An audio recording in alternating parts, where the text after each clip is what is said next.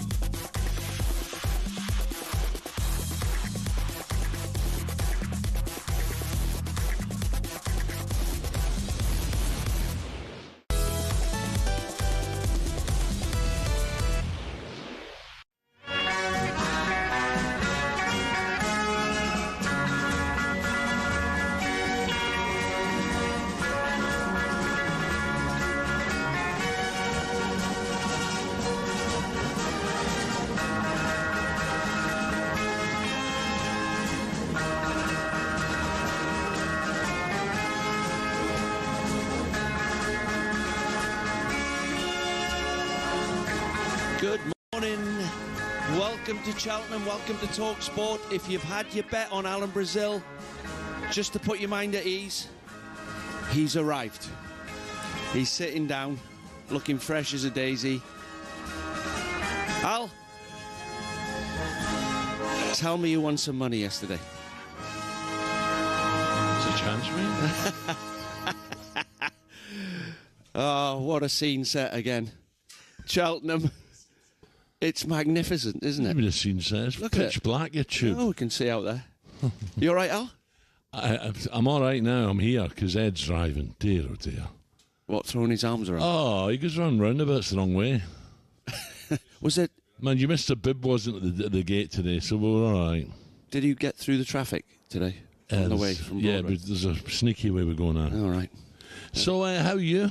I'm all right. I stayed in the hotel. Didn't you? Well, no, I just stayed and watched I wasn't working, was I? So I stayed and watched all the racing on the TV. Well, you could have come with us. Yeah, I didn't. What a great day. Didn't invite myself. You know what I mean? No? Well, they all get crashed, didn't Did they? Oh, yeah. Oh. Did you win? I didn't do bad. Tell me you backed the new Lion. No. I know I did a little bit. I backed both. I backed the favourite and the new Lion, so I was all right. But I backed the cross-country one, and that got me right out of deep trouble. Oh, did he? Yeah. It was good. It was good. So, do you know, last night's football, I was in bed 7:30 last night. Tell me about it. Well, Arsenal breezed through.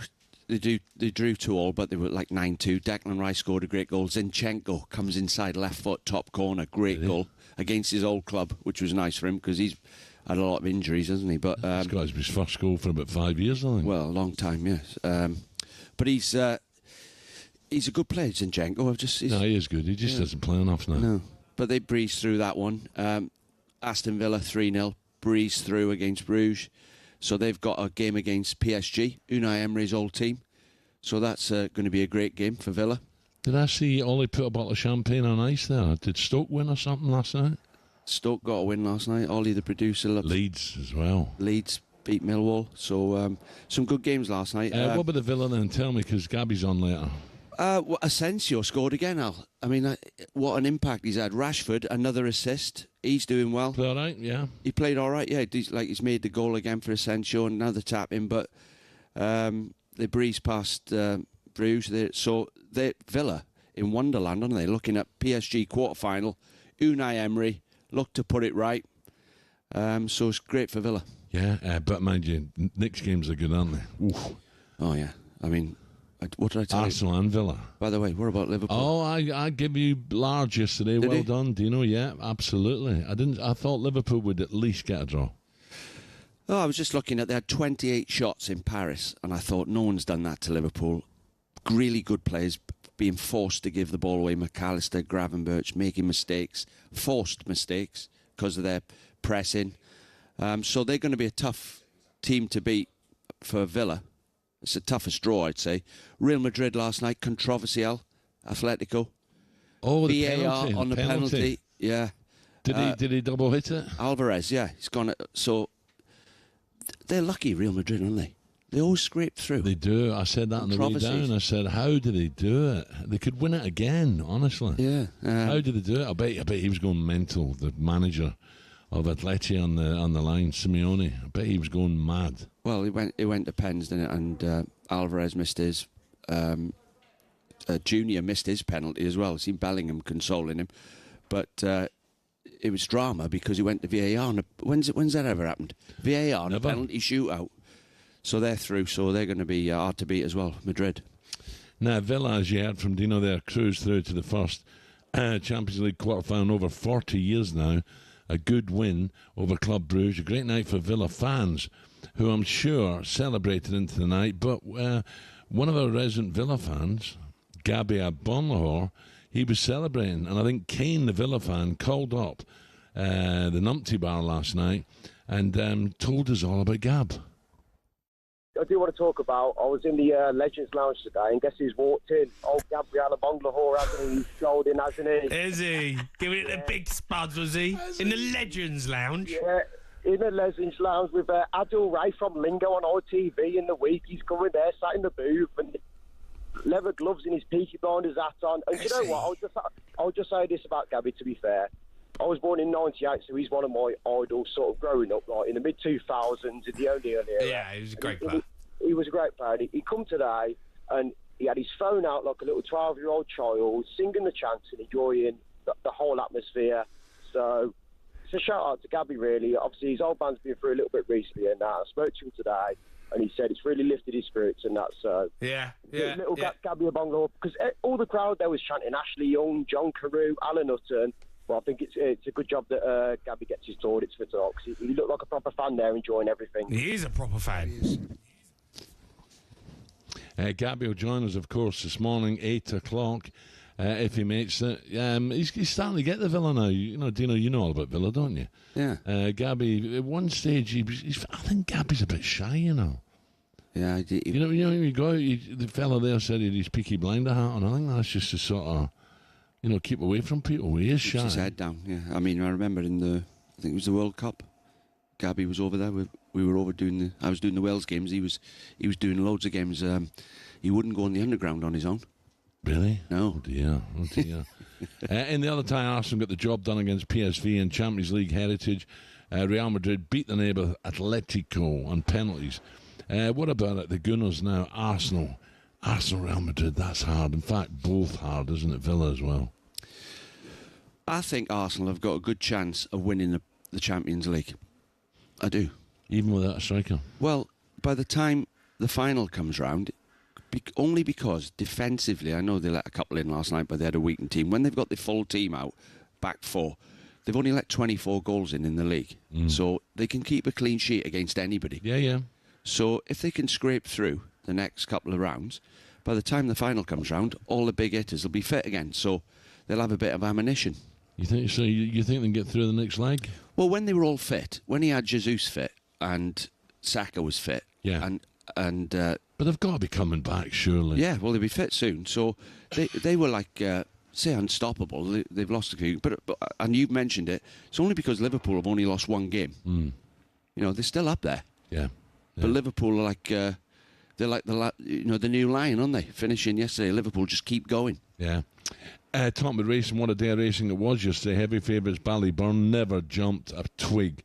And John Bond misfire, allowing underdogs to come through. But it was a day in remembrance of Michael O'Sullivan, a top jockey that sadly passed away last month. Two horses that he'd previously ridden, Marine Nationale, which was fancied, and Jazzy Matty, both came through to win yesterday in a heartfelt hour or so racing. So a poignant double for the late Michael O'Sullivan. So it's amazing how racing can do, sport can do that, can't it? Yeah, People would have sad. thought. But Very sad. Sean Flanagan was sat on the horse and said, so straight away, didn't he? He was looking Michael. up at the sky saying, someone's looking down on us. Yeah, lovely. And John Neal's son, John Joe Jr., Michael used to stay with him. They're big buddies. He was almost in tears talking to him on the Monday from Jackdaws. Anyway, we move on. 6:15 on talkSPORT. Travel time next.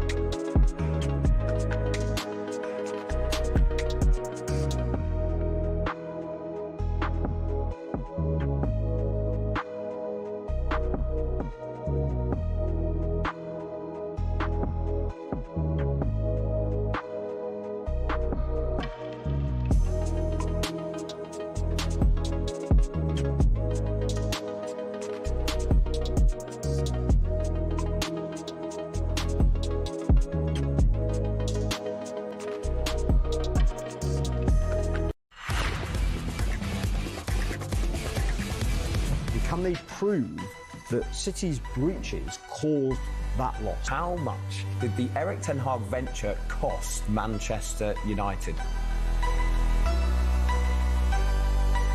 There's a proposal to ban state-controlled clubs from English football. It isn't about Edu not believing in the Arsenal project, it's perhaps about Edu wanting more power.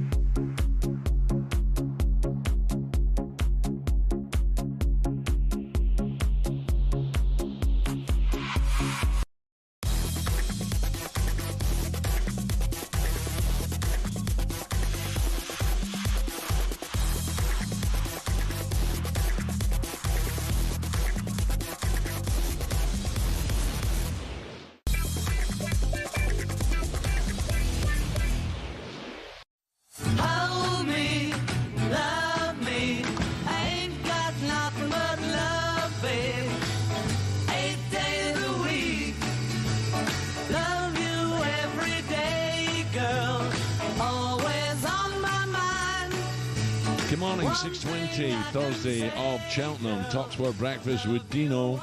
The unmistakable tones of the Beatles on this day in 1965 went to number one in the UK charts with this tune 8 days a week. By the way, I feel I've done 8 days this week. You look magnificent, Al. I'm cream cracker. It's the best I've ever seen you look. You know, don't... Wednesday. No, normally you're on the floor by now. I'll take you out there and we'll have a drink. You don't have to go overboard about it, all right? Would you have rather been a Beatle than a footballer, Dean? No. No? No. Why? Because it's the best job in the world, playing football and getting paid, isn't it? Tell me a better job, playing football with your mates and getting fortunes for doing it. It's the best job ever. Let's look at today's back pages with Tesco Mobile for Business. Here comes Shaban. Backpage review on talkSPORT with Tesco Mobile for Business. Small retailer, get business phone bills for up to 40% less than the big mobile networks. For terms and verification, visit tescomobile.com/business. God, talk about overstaying your welcome yesterday, by the way. She popped in. I'm just in for 5 minutes for a quick glass of champagne. Whoa, 4 hours later, she's still there. 5 hours later? I think we were the last to leave. You weren't. Yeah, we were. Sure. We were. I overstayed my welcome, but I got the Cheltenham experience. It was good fun. I liked it in there. You get it good. Free drinks. You get it good where you go. Free drinks and just good chat, good people. It was a nice really people. nice day. The people that organise it are really, really good. Privilege. Really, really top people. Yeah, nice people. They were good. And when I was leaving, someone shouted, "Have you settled your bill yet?" I was like, "Oh no." Ray Parlour's there. Go and see Ray Parlour. He wasn't still there. He was there. Oh no. He was. Yeah, he was. Party Parlour. Unbelievable. Right, what we got back pages? Okay, so a lot of focus, of course, on Villa's performance last night. The Times saying Asensio puts Villa into the quarters. The Mail saying bring on PSG. Guardian Sport is saying next stop Paris. And Mirror saying Villa Bruges cruise, which I would say is the headline of the morning. Another good performance from Marcus Rashford. He got an assist, and from not being in the Champions League for quite some time to not being in the squad from Manchester United and then getting into the last eight for Imagine him winning it. Yeah, he's doing well, Shaban. Asensio scored again. I mean, what an impact he's had. But the manager's Spanish, isn't he? He knows him. He knew what he was bringing in. And really, if you sign Rashford, it is a bit of a gamble. Yeah. But they've got him on loan. So if it goes wrong... What do you mean? No, rewind. What do you mean the manager's Spanish? He knows what he's getting? No. Well, when he signed Asensio, he knew. I he knows him inside out. No, but he signed a ball, didn't he? Is he taking Spanish lessons, Marcus? No. They do call him the player whisperer, don't they, Unai Emery? Yeah. That he can bring players back and make them their best. He's done well since going to Aston Villa. Villarreal and Sevilla. Now Aston Villa. All Villa in the title. Do you actually think maybe Aston Villa could win it, Al? Can they get past PSG? It'd be great, but I can't see them winning it, if I'm being honest. Listen, it's a great experience, and hopefully they can get to final. Can they win it? Ooh, it's going to be tough. Well, I didn't think Liverpool could beat PSG. and I think Villa have got the same problem. But you never know. You know, a red card early on, or I'm not sure Arsenal can win it either, to be honest. I think they've got an outside chance just because they're good at the back. Real Madrid, though, we saw it again last night. They can be lucky in this competition, and then sometimes they just do not. They don't die. They don't ever go quietly, do they? And again, get through last night. Can you see Arsenal getting past Real Madrid? Well, yeah, you can, but they've always got the best front three, haven't they? Real Madrid every year. When you look at the front three, do we know the semi-final route yet? Is it going to be a Barca Real Madrid final? Because that'd be whoa. Come on, Shaban. I think it can be. I need to see the route map. Oh man, I was on it till about 7 o'clock last night and had 2 hours sleep. Peace. I've not looked at the route map yet. No, I would say now, PSG are the favourites probably now. I'd say Real Madrid, PSG. And so it looks like PSG, Arsenal, Villa semi-final, isn't it? So you'd expect Barcelona to get to the final, I think. Barcelona are playing well. Yeah. And then you've got great young players. Harry Kane still producing the goods. What else have we got, Siobhan? So, back page of The Sun, Ratcliffe wages war, Jim to slash players' pay. Paul Sims writing and Richard Morrissey saying Sir Jim Ratcliffe has declared war on the bloated wage bill at Manchester United. Co-owner Sir Jim Ratcliffe vowed to slash players' pay after years of decline on the pitch. And then inside The Telegraph, James Ducker writing that Ruben Amorim says Sir Jim was right about this underrated and underperforming players that can't have any complaints over the quotes that Sir Jim Ratcliffe put in his interview the other day, that possibly some players aren't good enough and are being overpaid for Manchester. The problem is, what happens when they try and sell them? Do you know what I mean? Has he done the right thing here? You know, when they try and get a few quid from the guy, say, well, you're the owner. You said they're not good enough. Why would I pay that much for them? Well, it doesn't take a rocket scientist to work out they're underperforming the players. They're 14th in the league. Man United are not allowed to be 14th in the league. So they're paying the biggest wages for the players and they haven't performed well. But when Jim Ratcliffe come into the club, hasn't he allowed Ten Hag to spend $648 million? Yeah. So he must have looked at the books and thought, like, we're in trouble here. And did they not extend his contract? Yeah, give him. So he ends up getting, like, whatever, reportedly $14 million to leave. So he's got £648 million worth of players. And then you look at what they're worth now. What would they be worth now? You've got Anthony, even Dillette. I mean, what are they worth? Could you sell them now? They're in trouble. Well, that's what Sir Jim Ratcliffe had said in that, the number of players that even though they still to buy them come the end of the summer, about £17 million each, and some of them maybe wouldn't be worth that money now, never mind what they've paid in them so far. Just quickly, back page of the Mail today, the update on Trent Alexander-Arnold. Could be a bad few days for Liverpool. Liverpool have been dealt a blow in their Carabao Cup bid, with Trent Alexander-Arnold now set to miss Sunday's Wembley final against Newcastle. He limped off with an ankle problem as Liverpool headed for a European exit on Tuesday night. That's Lewis Steele, back page of the Mail. He'll be a miss at the weekend. It's going to be a good final, you know. You'd like Newcastle to be, 100% in terms of players all fit, but missing, suspension, injuries. So it's going to be an interesting game, but how much has that dented Liverpool's confidence? Does that give Newcastle a boost ahead of the final? Well, yeah, the club set out to win the Champions League, Liverpool, so that everyone in the town will be gutted, including the players, the manager. So they've got to pick themselves up now, because you do get one slap in the face after another when you play football, don't you? No matter who you play for. No matter time. Yeah, so they've had a right slap in the face, knocked out, and now they've got to lift themselves for a cup final. That if they're not at the top of their game, they will get beat by Newcastle if they're not right going into the game. Looking out, sun is up over Cheltenham. Yesterday, Dino, you wouldn't have believed it. This time in the morning, the sleet came down. Snow was laying on the ground. Al, I had the clubs out my car. You didn't? I was going to play golf. What, on your own? Well, the golf course is on the back of the hotel. Yeah, but who are you playing with? Just a bit of exercise. Oh, dear. Walk round. It's better than going to the gym, innit? You're worrying me, Dino. So I was going to walk round, but then I seen the snow. Mind the Beatles, Herman's Hermits. You're a hermit. Have you no mates anymore? Hey? They were all here yesterday. Windass was here yesterday. I saw him. Did he see him? He looks all right, didn't he? Yeah. No, he's good. Oh, Al, he's hilarious. a great character. Last weekend, right, we went to a do for Gary Marshall in Doncaster races. Right, there were 650 people there. Dean, he calls us all on the stage. So it was John Parkin, come on, John Sheringham, on you come, Craig Ignat, and he called me on, and then last one was Dean Windass, right?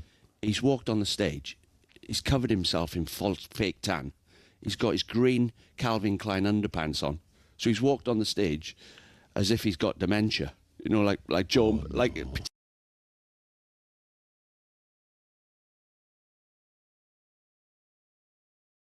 in front of everyone, Mark Crosley's pulled his underpants down. Someone's got to have it on film. It was hilarious. He was out of order, Mark, but he's pulled his underpants down in front of everyone. It was like, so. It was funny yesterday. I can say it. I think I can say it. It's a bit early, but so he's up at the bar, wasn't he? With his missus, and he kept saying, "Put your boobs away. Put your."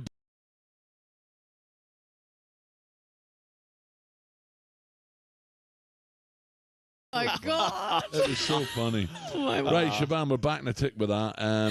Did you win a few quid yesterday? I did, yeah. I was lucky. Did you? Yeah. Well, I'm going to send you to a shop a little bit later. Lovely shop, specialising in a real posh handbag. Oh, that'd be nice. Thank you very much, Daddy Warbucks. Stuff your 50s in there. Right, coming up 6:30 on talkSPORT. Backpage review on talkSPORT with Tesco Mobile for Business. Got a side hustle? Get business phone bills for up to 40% less than the big mobile networks. For terms and verification, visit tescomobile.com/business.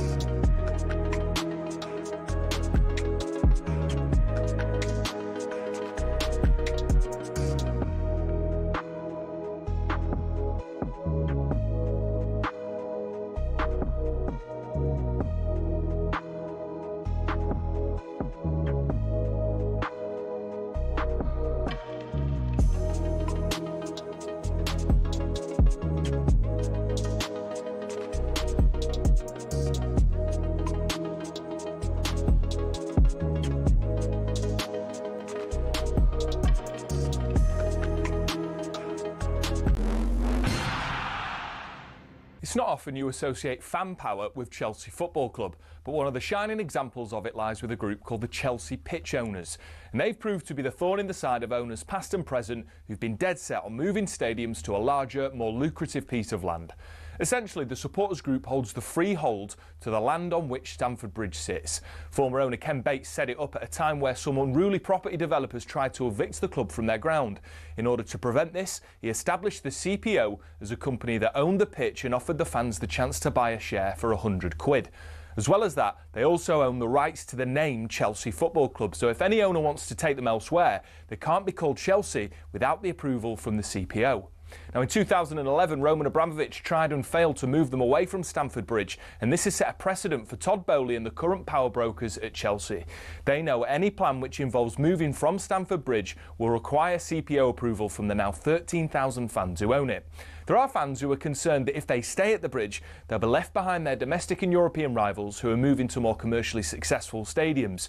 But for the heritage and history lovers, Stamford Bridge is one of the iconic English stadiums, and to move away would be a grave mistake. It might not be as flashy as others, but stadiums like it have something about them that cannot be replaced. One thing's for sure, if Bowley wants to take Chelsea away from their home, he'll have to go through the CPO first.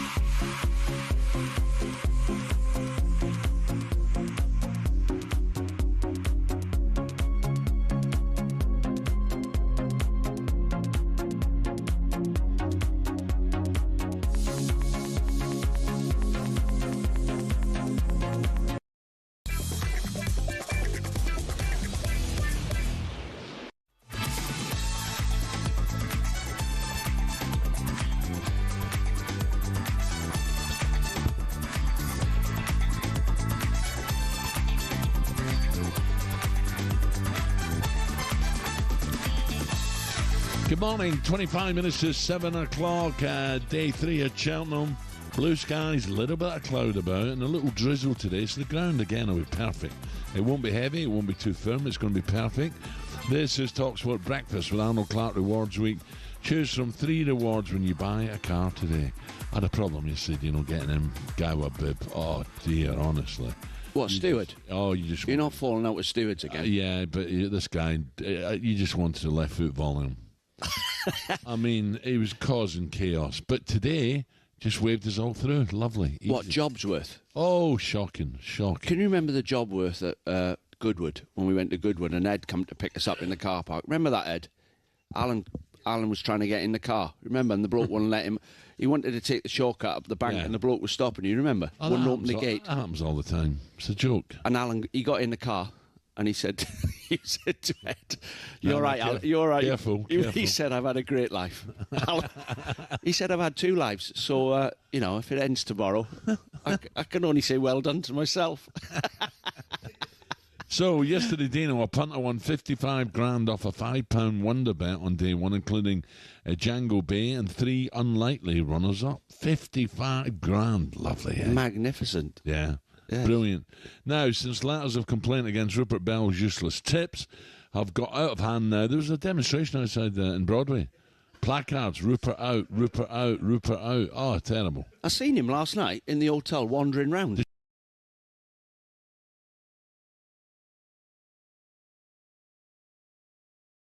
Pigs do fly. Rupert, you won't believe this. Rupert had a 16-1 winner yesterday. So that's his 1 win for the next 5 years. He will come in here dancing. 16-1. Not only him. Well, no one with their back to him. They just laughed at him. You're having a laugh. Do you think Steve-O and Simon are going to walk in absolutely thrilled? The bookmakers have done us. Oh, yeah. And today's another day. It's a hard day today. Tomorrow they might cop it a bit. But I always say Cheltenham Wednesday, Thursday's hard. It is. It's little bets. Do you think Alex Ferguson's going to come good again today? Because he's a winner in life, isn't he, Fergie? Oh, yeah. So his horse... I'll be honest with you, Protractor is running...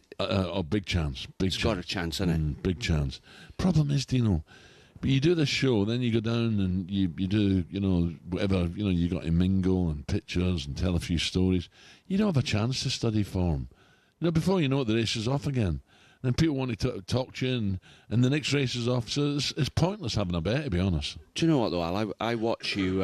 Obviously, you try and work your way through the crowds to get to wherever you're going in Cheltenham, and everybody keeps stopping you every 5 minutes, and you never say no. No. And you just...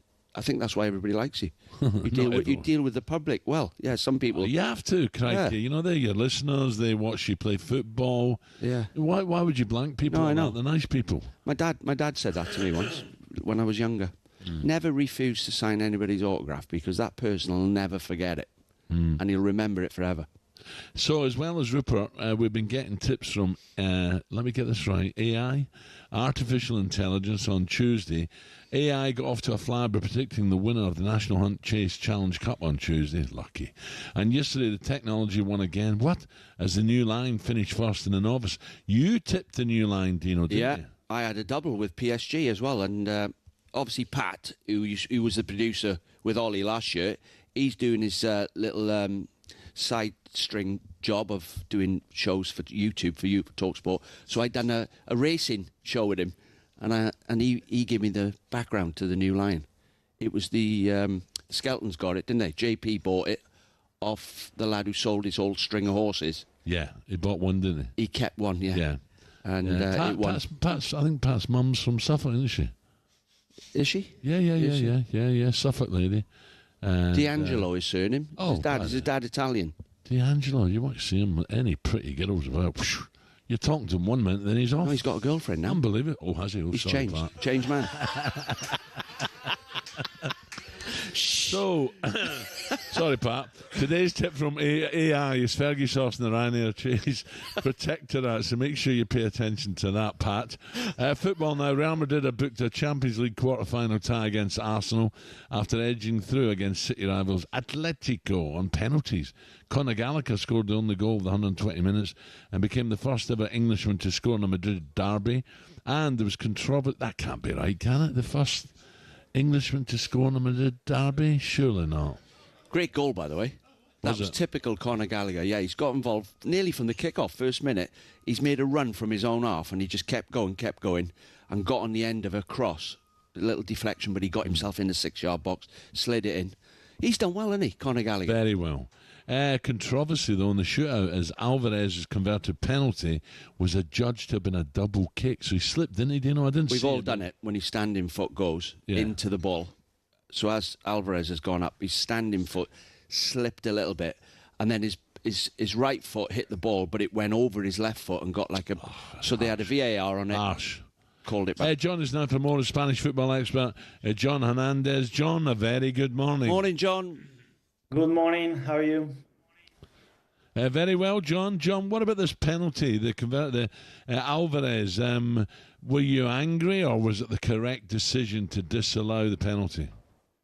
Well, I think it was the correct decision, but definitely this is something that is going to be a big controversial aspect, not only for today, but also for the following days, because it's a thing that we seldom seen in a penalty shootout. As you perfectly described, Julian Alvarez slipped, and at that moment he touched the ball again, he touched twice, then the penalty was disallowed.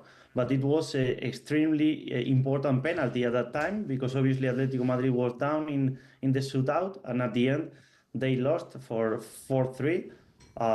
Then it's going to be a very, very controversial aspect, that penalty of Julian Alvarez, which is probably the best player of Atletico Madrid this season. So, John, how do Real keep scraping through, even when they don't play well? They've got that grit. Somehow they find a way of winning. That's the $1 million question, right? I don't know how they find the way to win, but finally they always win. And Real Madrid yesterday was another example of that. Probably it was one of the worst game of the season for Real Madrid. They didn't create big chances against Atletico Madrid. And at the end, they got the penalty shootout and they went through to the quarterfinals. So the chemistry between Real Madrid and this competition, the Champions League, is something that you cannot explain. So they are in quarterfinals. They are not doing a brilliant tournament, but they are in quarterfinals, and they beat Manchester City. They beat Atletico Madrid now. So we will see against Arsenal. But I would say that Real Madrid is is favourite in that tie against Arsenal. So we will see where they can reach. But definitely, when Real Madrid is involved in Champions League, you have to consider them as a favourites, as a contenders. John, we're all interested in Jude Bellingham in this country, obviously how he's doing, and he's playing behind an unbelievable front three, Rodrigo, Vinicius Jr. and Mbappe. How's he playing right now? Well, they are unstoppable. Probably they are not in the best moment, neither Bellingham or Vinicius or Rodrigo, but also Mbappe. They are very, very good attackers. And Bellingham is not as good as last season, but now they are reaching the important part of the season, the decisive part of the season, and they are going to be in. You know, in a big tie against Arsenal in quarterfinals, when you have Bellingham, Rodrigo, Vinicius, and Mbappe, you have big attack. And probably that's the difference between Arsenal and Real Madrid nowadays, between also Real Madrid and Atletico Madrid nowadays. I tell you, John, just finally, I agree with you. I think Real Madrid will probably be just favourites against Arsenal. But in Spanish, in the domestic league, it's going to be close. There's an Atletico, Barca, Real Madrid. Who wins? Oof, another big question, Alan. That's a tough one. I would say that probably Barcelona is playing better than the other two, but Atletico Madrid is as competitive as Real Madrid or Barcelona. And Real Madrid is always a big team. And as we were mentioning, they have a big attack players.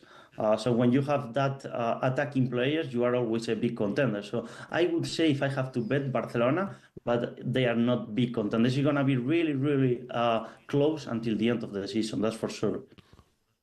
John, thank you. We'll talk soon. That Thanks, Arsenal John. game coming up against Real Madrid. That was our Spanish football expert, John Hernandez. Let's look ahead to what's coming up in the show with Travis Perkins. Superstar Breakfast preview on talkSPORT with Travis Perkins. Find everything you need for your landscaping project in stock and available for delivery. Terms and conditions apply. Coming up 7:15, Gabby Agbonlahor is due on air with us here at Cheltenham from 8 a.m. But will he take a leaf out of my book and fail to make it? What do you mean by that? Maybe not.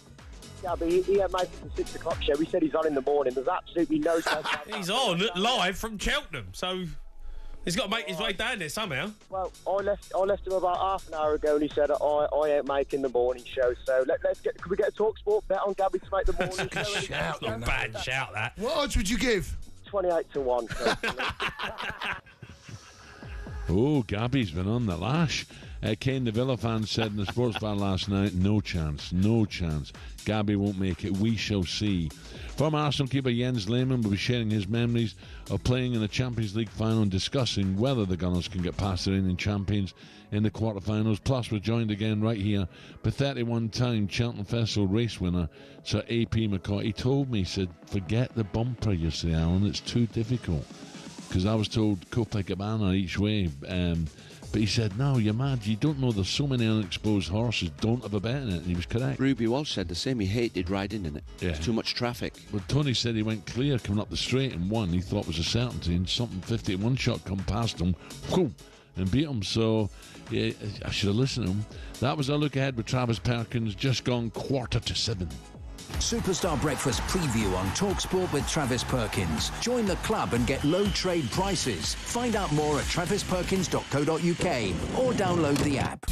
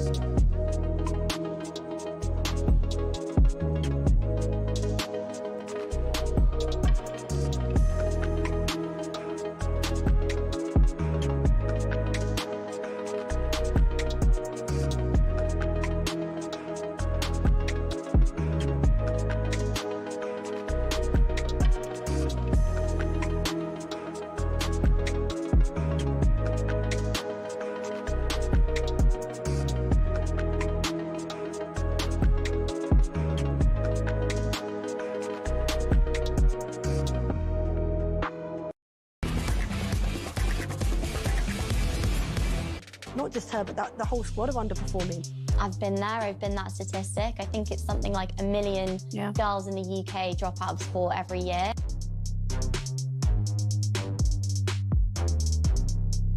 Hello and welcome back to the kickback. You're looking a bit heavy, Callum.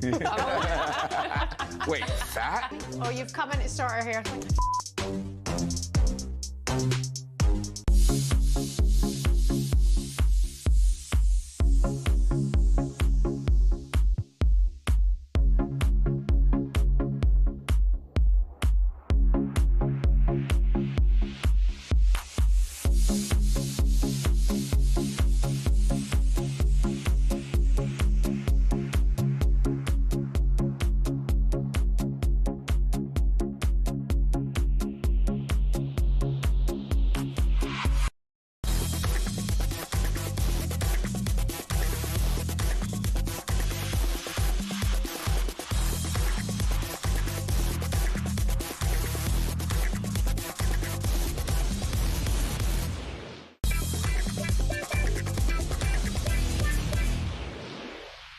PDC Breakfast Preview on talkSPORT with Village Hotels. With 33 locations across the UK, Village Hotels have everything under one roof for a great breakaway. 9 minutes to 7 o'clock, the course coming alive. Day 3, Thursday. Sun is up, beautiful. We're in for another cracking day, don't worry about that. talkSPORT Breakfast with Dean Saunders. Time now to turn our attention to the darts. Let's look ahead to tonight's action in partnership with Village Hotels. Do you know you're our best darts player, aren't you, at talkSPORT? Double champion. Yeah. Looking to get my hat-trick soon. Oh, yeah, I might have to get the old darts out myself. Are you? Yeah, I think so. Some lessons? Do I want lessons? I'll give you lessons. Oh, you're having a laugh, aren't you? The world's best players head to Nottingham for night 6 of the Premier League of Darts tonight. Here's top pro turned talkSPORT commentator Paul Nicholson with all you need to know. Night 6 of Premier League Darts will be live on the talkSPORT Darts YouTube channel from 7 p.m. on Thursday night. Don't miss it, because everybody's trying to catch Luke Humphreys, everybody's trying to catch Luke Littler as well, and the bottom 6 will be trying to get a little bit closer to those top 2 spots. But in Nottingham, someone's got to win £10,000. It will be live with myself, Mark Wilson and Laura Turner. Don't miss it. We'll hear you then. Thank you, Paul. That's a cracker. Humphreys against Littler right away. It really, darts is just flying now, do you know, isn't it? It's back to the old days, where you can name players, can't you? Bunting, Luke Humphreys. The Moose, yeah. Luke Littler. There's loads of players now that are like well-known names. Remember when we were younger and it was John Lowe, Jockey Wilson. John Lowe, the best first start. Boom, treble 20. Best technique, John Lowe, didn't he? Yeah, stood still. Jockey was all over the place. What an athlete. But, wow, what a character. Magnificent. Teeth falling out during the game, fag in hand, whiskey there. Get in there. Can you remember Sid Waddell commentating? And he goes, athletes. Jockey walked back to his table, didn't he? And he got a pint of lager, lit a fag up, and he went, Jockey Wilson, the camera went in on his face, and he went, what an athlete. He said he's cut it down to 8 pints a night. By the way, I shouldn't say it, but the boys still have a glass of wine, before the game. You know all this water by the side of the table? Do they? Yeah. I won't tell you who Shaban does that. Does she? Gin and tonic. You won a few quid yesterday, didn't you? I might need a glass of wine now, take the edge off. I've got a shop for you today in the village, right? Right, go on then. Roger Varian, top Newmarket trainer, and I mean top. He trains a few of the studs that I'm involved with. His wife, it's called Newmarket 875. It's like a polo range, but handbags and lovely. Nice. So you got to go in the Cheltenham Village and have a look. Newmarket 875. Discount?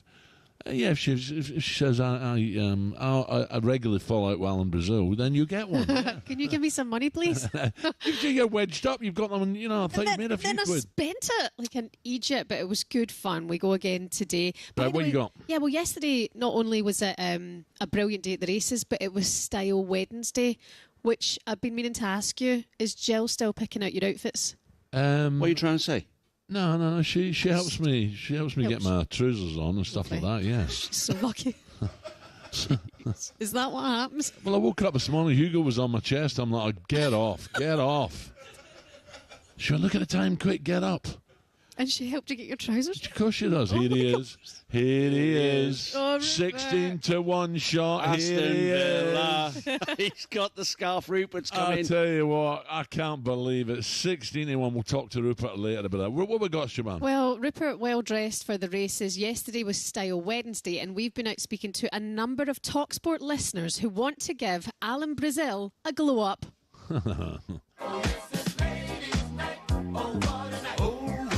I'd say to look smart and put together and nice and clean. You can't go wrong with looking clean, a clean outfit. What about you? What would you look for in Alan Brazil to dress? Your shirt needs to look ironed at least. Do you like that look where his wee belly hangs out at the bottom of the shirt? Is that a yeah or a nay? That's a nay. Preferably not. Is he bald or like?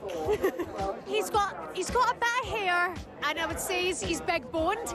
Maybe like a bit of a slick back, like a grey slick back. Yeah, I can see that. He needs to wear something different, something to stand out.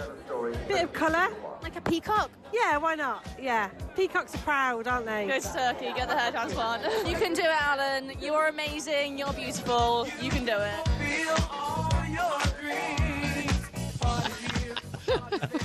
Wait, by the way, you put a bit of timber on, which Joanne does.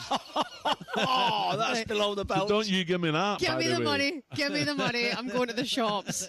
Honestly, the ladies love Brazil. They're looking to style him out for Yeah, next but they year. were loaded questions, Siobhan. And they weren't loaded. Yeah, of course they were loaded. No turkey for the hair transplant. You're getting it. Don't worry about that. eh? Little war paint on there. All Look, in the name of fashion. Did you go up at 4 o'clock to put that on? Damn right I did. Otherwise, I'd be getting hammered. Al, you Face for radio. can't say she's put a bit of timber on. Why? It's out of order, isn't it? You know what I mean? She knows she has. I've lost it. He found it. She's going to go home and cry now. What? No, She'll be crying this afternoon. No. She knows. Don't You worry, haven't, they Siobhan. know, I'm going to they just know. piggyback on his wherever he is later today and get a free bottle of champagne. I'll be fine. Don't worry about it. There's a shock, eh? Right, Siobhan, thank you. Siobhan back a wee bit later. Going to have a bacon butty. 3 minutes to 7. PDC Breakfast Preview on talkSPORT with Village Hotels. Dine out, stay, work out, play. Visit villagehotels.com.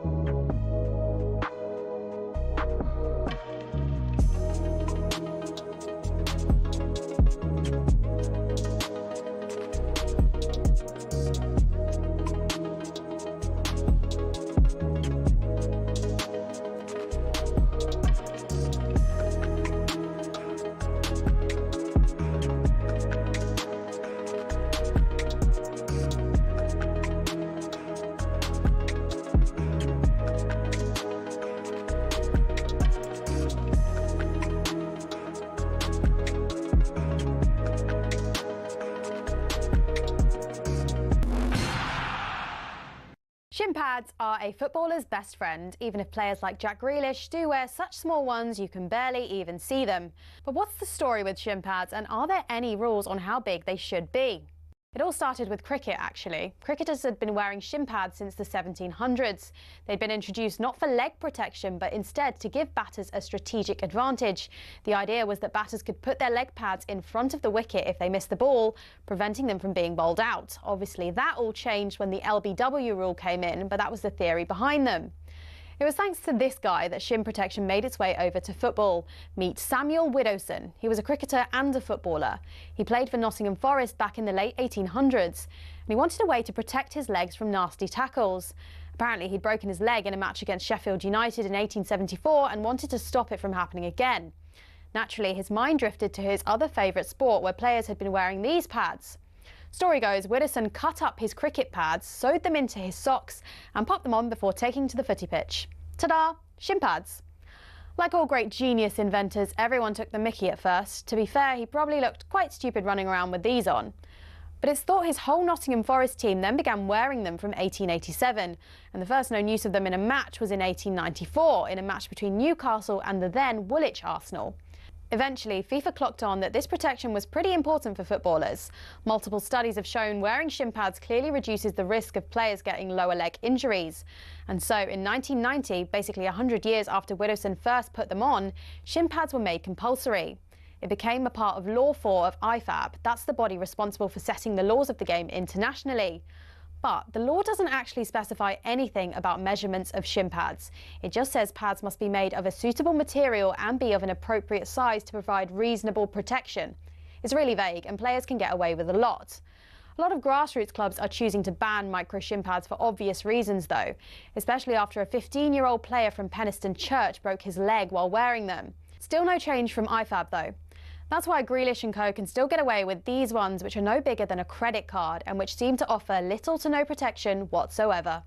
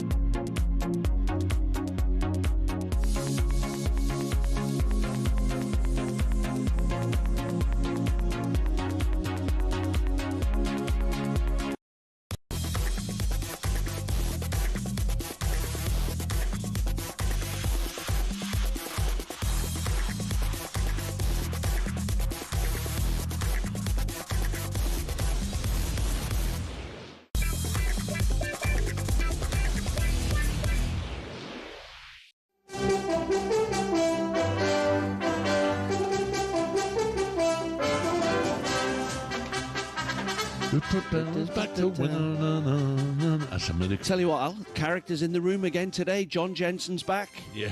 We got Beth from Yellowstone. We've got Ollie, the bin man. And we've got Doris Day, Shaban. Ed looks like Tom Cruise. Rupert looks like he's been on a 3-week cruise. If you put a £1 million suit on Rupert, he'd still look scruffy. Yeah, I know. talkSPORT Breakfast. He's talking about going to Paris. We'll talk about that in a moment. This is talkSPORT's Breakfast with Arnold Clark Rewards Week. Save up to £1,000 on selected cars this week. Wales' 5th all-time leading scorer, Dean Saunders. 5th. You dropped they're down. going past me. I know. Eventually, they all go past you, don't they? Laura was in here yesterday, Mark Lawrence. I know, I spoke to him. Yeah, what a player. Yeah. Can you believe Slot didn't know who Mark Lawrence was?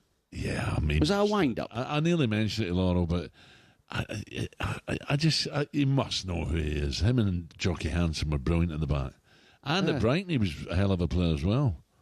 Yeah, he was a great player. He was my manager at Oxford. Oh, was he? Oh, of course, yeah. He was talking about Oxford yesterday. Do you know what I remember? He went up... he joined in training. He was the best player. Was he really? Yeah, like class. gliding across the grass, reading everything. Wait a brilliant 10, 12 yards and then snap into you. Bosh, have that. Yeah, and then he took us to Magaluf, the team, and we said, right, put your bags in the room, straight down into the bar out by the pool. Did he really? So we come downstairs, and he said, I'll get the drinks, and he had his shorts on and a T-shirt, and his Achilles, you could see his Achilles was like a balloon. Oof. Where it blown up being on the plane, you know, like, well, that's what Really? finished his career. He ruptured his Achilles, didn't he? But so who else has ruptured their Achilles? Somebody else. Oh, Tiger Woods. How Has about he? that? Ruptured No. his Achilles. Has he? Oh, dear. Yeah, we won't see him for another 12 months. We've got the Players' Championship coming up. Only Sawgrass, that's coming up. Great. Okay, right. On the way for you this morning after the celebration went deep into last night. Gabby, will he make it to Cheltenham this morning? He's due on with us at 8 o'clock. He'll be thinking of Paris, won't he? We'll also look back on Arsenal making it through the Champions League quarters for the second year running with two big names, Piers Morgan and Jens Lehmann will be with us. And of course, turning our attentions to day 3 of the Cheltenham Festival with none other than the legend, AP McCaw. I'm dying to know who AP fancies in the Ryanair. But now, though, it was a historic night for the Villa. Another special European night at Villa Park and a real prospect now of the Champions League quarter-finals for Aston Villa. Of course, the first half we struggled. We didn't control the game like we planned. The red card of them, of course, was a very good opportunity to try again to react. Tucks the ball into the box. Asensio is there to turn it in. Off the bench to put Villa in front on the night. Aston Villa fans, you can book your tickets to Paris now. He tries to pull it back. Maatsen is there to tuck home his first goal for Aston Villa. Oh, and now Rashford could be clear. Racing into the area, the angle's against him. Lays it square. It's tucked in again. It's another for that man Asensio. What a couple of loanee signings this has been for Unai Emery and Aston Villa in Marcus Rashford and Marco Asensio. European competition has got a special relationship with Unai Emery. We had to be proud, but as well, we want more. And we want now to compete against the better team in the world. That second half, absolutely fantastic from Aston Villa. Unai Emery, hats off. Watch out, PSG. Aston Villa are coming for you. Yeah, interesting now, these quarter-finals. Asensio came on in the second half and bagged yet another brace to sabotage against the club he's on loan from PSG in the next round. It's also a shot of at redemption facing his old club for Villa boss Unai Emery, who spoke after the game last night on this only being the beginning for the Villa. This is the level, and we are in this level. We have to be proud, but as well, we want more. And we want now to compete against the better team in the world, the better 18 they are in the Champions League for the quarter final. We are one of them. And of course now our priority is to try to be close the level we are facing. Yeah, Unai Emery there. Listen, Villa against PSG, Arsenal against Real Madrid. What's Rupert on about? I'll get the Eurostar over to there. Why did he just got to Birmingham Airport and jump on a plane? It'd be quicker, wouldn't it? He's booking his ticket. He's the biggest Villa fan ever, isn't he? Well, he says he is. Let's get more on the top football writer, of course, and co-host of the Sunday edition. Henry Winter joins us now. Henry, good morning. Morning, Henry. Morning, Alan. Morning, Dean. How's beautiful Cheltenham?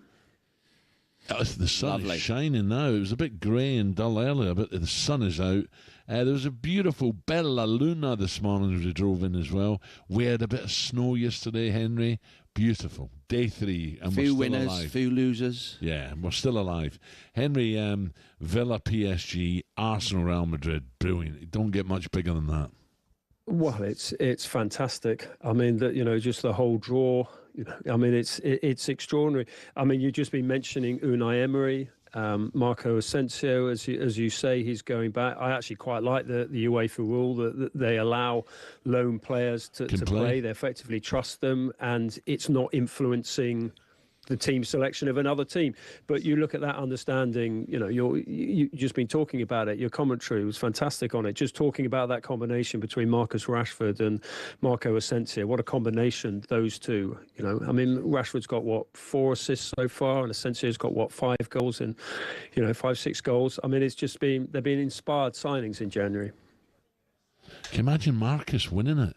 Hey, can you imagine that? It'd be a great turnaround. Oh, you know, he looks like he's enjoying playing football again, which is the most important thing. I think, you know, to play at the highest level for 10 years, it's your attitude, not your talent.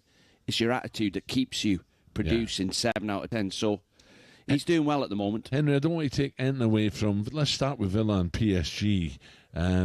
Paris look a good outfit. They look together now, don't they? There's no superstar. You could say Dembele's a superstar, but, you know, they're playing it. They're all working for each other. So this is going to be tough for Villa. They're not Hollywood anymore. There's no bling culture anymore, as the French used to call it. The whole sort of Neymar generation, that has moved on. Look, those were magnificent individual players, but the blend wasn't right. Luis Enrique's got the team is the star now. I guess the coach is really the star. That work ethic that, you mentioned Dembele. He's playing through the middle and he's causing chaos there with his runs from slightly deeper. We've seen, how effective he can be out wide as well.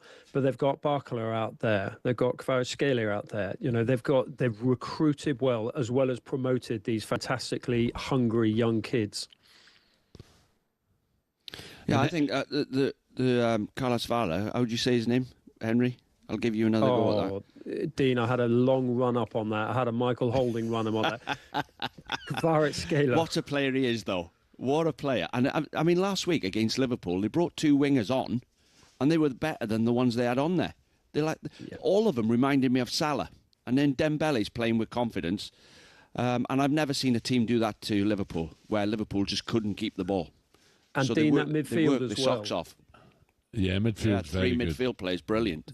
Vitinha Henry, Henry, I think he's a great player. I really love him. He's so busy. Give me the ball, give me the ball, give me the ball. Arsenal, Real Madrid. Now, I don't want to go down this route of, I've only for the striker again. What chance do we give Arsenal against Real? Because Real are not playing. They're not hitting the heights just yet. They somehow do enough, Henry. But I'd give Arsenal a chance here. It's muscle memory with Real Madrid. They have this psychology, they have this belief, whether it's the fans, whether it's the players and the characters they recruit. Maybe also they look over to the touchline and they see Carlo Ancelotti, who won it as a player, won it as a manager.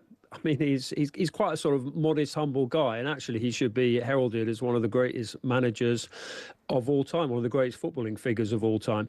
But he always seems to be slightly sort of composed in difficult moments. He has this belief in himself, belief in his team that they'll come through. So never bet against Real Madrid. That is going to be such a tough game for Arsenal. Oh, big style. By the way, Henry, we should also, I think it was Jason last night, Jason Cundy, talking about Marcus Rashford, back to him. His performances may be catching the eye of England manager Thomas Tuchel, or not? I think he's got a lot to prove, to be honest. One swallow doesn't make a summer. He's up Villa, he's on loan.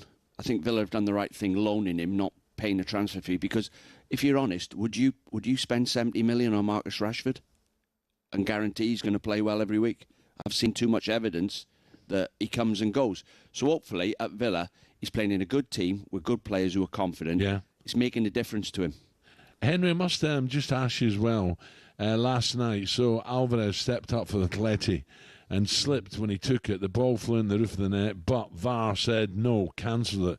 Was that the correct decision?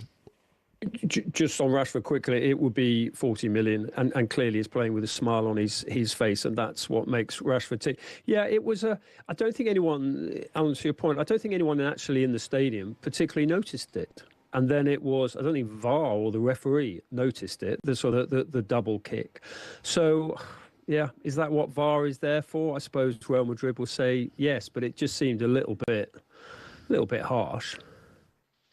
Yeah. Henry, what are you doing the weekend? What games are you watching?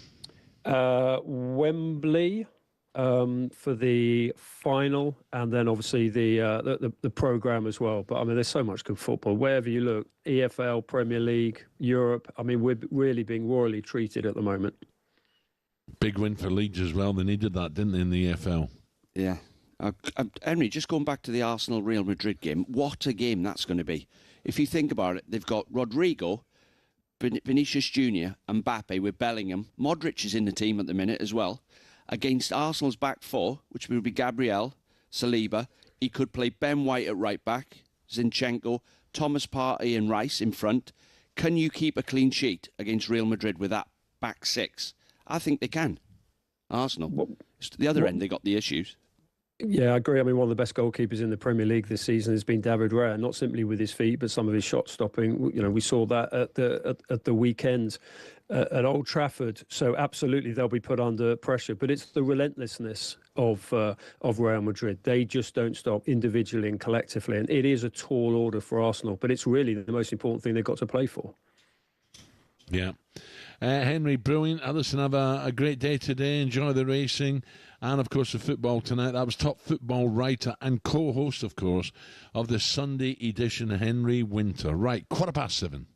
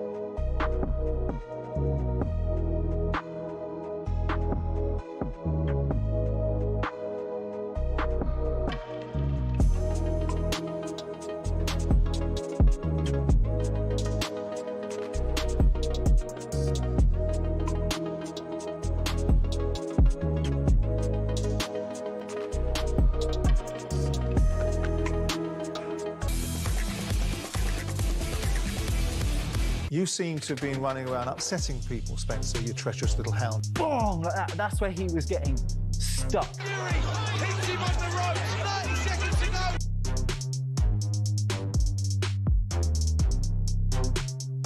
Opinions are opinions. They're like backsides. Everybody's got one. I stand by that. I still think it was a terrible decision. Well, it takes two to tango.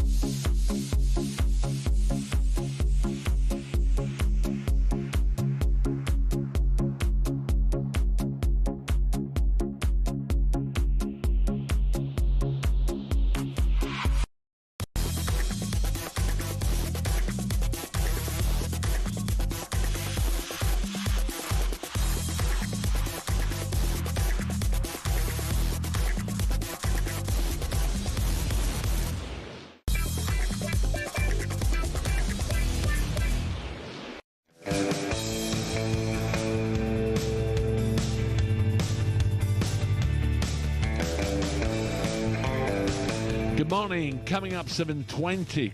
the sun's brilliant now, isn't it? It's beautiful. Great morning. Lovely morning if you're coming down to Cheltenham. Day 3, the Ryanair's a big race for me today. talkSPORT breakfast. Dino's with me. Will Gabby make it? Gabby was on the lash last night, by all accounts. And we're not sure he's going to make it for 8 o'clock.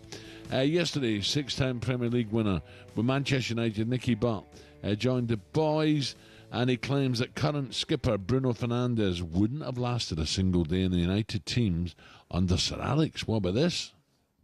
I think the talent, top talent, is in play in most teams in the league this year.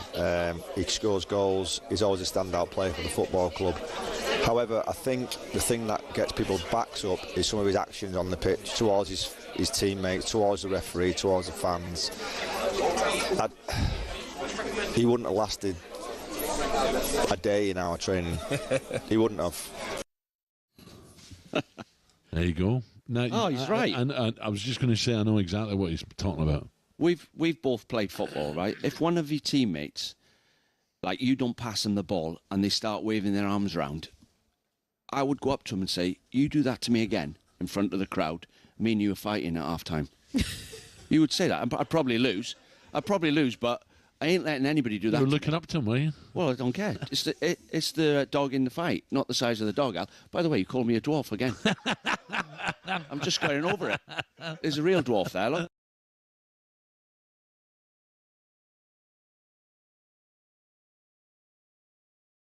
What's this, Shaban?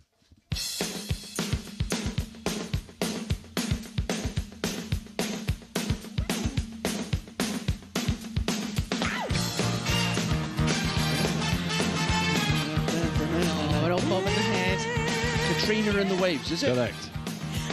You get to buy the drinks at midday. Well done, Dino. Katrina and the Waves, Walking on Sunshine, has been voted the track that gets everybody in the mood for the summer. Away you go. The sun is out over Cheltenham. Yesterday it was snowing. Today it's absolutely glorious out there. Dancing Queen's the one. What about George Michael? Club Tropicana, drinks are free. That's Jason Cundy's karaoke song. Is that right? Yeah. He does it. Yeah. And he absolutely brings the house down. No. Jason Cundy, Club Tropicana. It's a good party. Really? Yeah. What would his song be? Chunk. Yeah. The last time I seen the Chunk, I was Piano about Man. I was about to make a substitution. Piano Man on his back. And he's got a piano on his back. And I was going to bring him off. Piano Man. Oh, no. Oh, sorry, Chunk. Oh, get it right. Sorry, Jamie, really, he gets a lot of stick, but talented footballer, skill. Great left foot. We were talking about this last night. You know, when people get in touch with talkSPORT and say, "Oh, what did you ever do? You know, Jamie O'Hara, whatever for Spurs." And I'm like, Jamie O'Hara played in the Premier League. Like, he's a very, very good footballer. People are so talented. dismissive, aren't they? He just couldn't keep himself fit at times, and he don't mind me saying that. You know, your body is the only tool you've got as a footballer to guarantee that you're going to be fit walking on the pitch. You can't guarantee you're going to play well, but he couldn't get himself right. He's got the gene, hasn't he, where you walk in McDonald's and you put weight on just walking in there. He's got that gene. What else we got? Come on. What age do kids start doing chores? I want to get a bit of your fatherly advice here. Try about 28. And then they get paid for it. There's a girl in the paper today. She's from Fulham, West London. Her name's Charlie. And she's bought a card reader. And she charges her dad to do the chores. A £5 would get her to wash the car. He'll actually tap his card on the card reader, so the money goes straight to her account. £1 that's all right, by the way. Yeah. I have no problem with that. Bob a Job Week, remember that, Scouts? Yeah. What about taking the bottles back? £5. Yeah. Nothing wrong with that. The tops are on them. We were talking about this on the way in, Shaban, when you said, "Do you think there's any leaders in football anymore?" And I went, "No." And that's where it starts. Starts young. Make your bed in the morning. Bed. Empty the dishwasher. Help mum and dad. Take the bottles back. Paolo's got a bottle bank in his garden. The purple bin. Ding, ding, ding, ding, ding, ding, ding, ding, rattling By the out way, to the street. that's another thing while we're on the subject. What about the bins? Yeah. How many bins do you have now? You used to have one bin. My kids help me with the bins. 3. Plastic in that red bin. Paper in the white bin. Yeah. The normal bin, there's nothing in it. Food waste bin. Nothing to put in it. Food waste bin. The normal bin, I think, something like 10 for Plastic bins, plastics. Plastic bin, glass bin, paper bin, food waste bin, and the rest bin. So there's 5, I would say. One goes out on Tuesday, one's out on Wednesday. Garden bin, for the garden waste, your weeds and all that. It's mental. But you go down to the dump, don't you, now, and there they are, Mr. Bib. The bibs with a flag Let me look in there. What have you got in there? Oh, for God's sake. You think, you know, it's like going through an airport, you know. Can I check your bag, please? Yeah. What was the chores that your kids used to do for you, that you had them do religiously? Chores? Homework. That's not a chore. Got it. Well, nobody likes doing homework, do they? But you got to make them do it. Do you pay them for it? No. There you go. My grandkids, they'll do a little bit. They'll come over and you give them a tenner. They love all that. Tenner's quite good. Ging gong, can I do anything for you? You know, but that's how you learn, isn't it? Can I take that glass away and refill? Unbelievable. Shaban, when I was an apprentice at Swansea, right? Toshak was the manager, we had 3 players we had to look after each. So as an apprentice, know your place. When you become a pro, somebody look after your boots. So I had Leighton James, Alan Curtis, and Bob Latchford. Oh, you had some players there. I had to clean their boots, and I had to get the kit out in the morning. I had to go and get the towels for after a shower. Leighton James, one day, I walked in the dressing room and he was waiting behind the door. He tied all his boots together, there's about 8 pairs, and he smashed them in my face. As I walked through the door, he goes, clean my boots properly or do not come in this dressing room. Who do you think you are? So they used to put you in your place, the pros. Do you know what? It's interesting you say that, Dino. And I remember not arguing, but with a few words with the PFA chairman at the time, Gordon Taylor. And I said, you know, these youngsters now, young players, they're spoilt rotten, the money they get. I says, what was wrong in the old days? We used to have to pick up the clatty, you know. Yeah, you know what clatty means? Yeah. You know, stinking gear, you know, after training, and used to hang it up, and then every day or two it'd be washed and stuff. Oh, it was horrible, slips, and, you know, but mate, that was your job. Yeah. And it gave you a bit of discipline, responsibility. He says, Alan, we're footballers. We're not cleaners. We're not this. Who said that? Gordon. Well, that's the issue, because... So kids don't do it now? The youngsters don't do it? No, I have no idea. You know the groundsman at Swansea, the Vetchfield? For a start, we had to paint the whole stadium. Us, 12 of us. Get wash white paint, cheap labour, paint the stadium white, and then the groundsman, because there was no big machines, when the topsoil went on the grass, we had 2 on a wheelbarrow, 2 on a sieve. The lorry dumped the mud. We'd have to carry it onto the pitch while he was shoveling it. And that was know your place. And the manager would come out and go, when you become a pro, you won't have to do all that. Makes sense. Used to buff the dressing room floors, the big machines. Yeah. You used to do that as well? Yeah. Clean the showers out. You had, you know, you all had different jobs. And then Terry Medwin, you remember Terry Medwin played for Spurs? Rings a bell, yeah. When they won the FA Cup. Terry was in the team. He's passed away now, Terry. But Terry used to walk round and check, you've done your jobs. So he'd walk in the away dressing room. If it wasn't clean, mopped, if the showers were dirty, all of you can stay till 5 o'clock. No worries. Get it done. Yeah. And that's how you learned. Nothing wrong with it. Didn't do us any harm, Dino, did it? No. 7:28.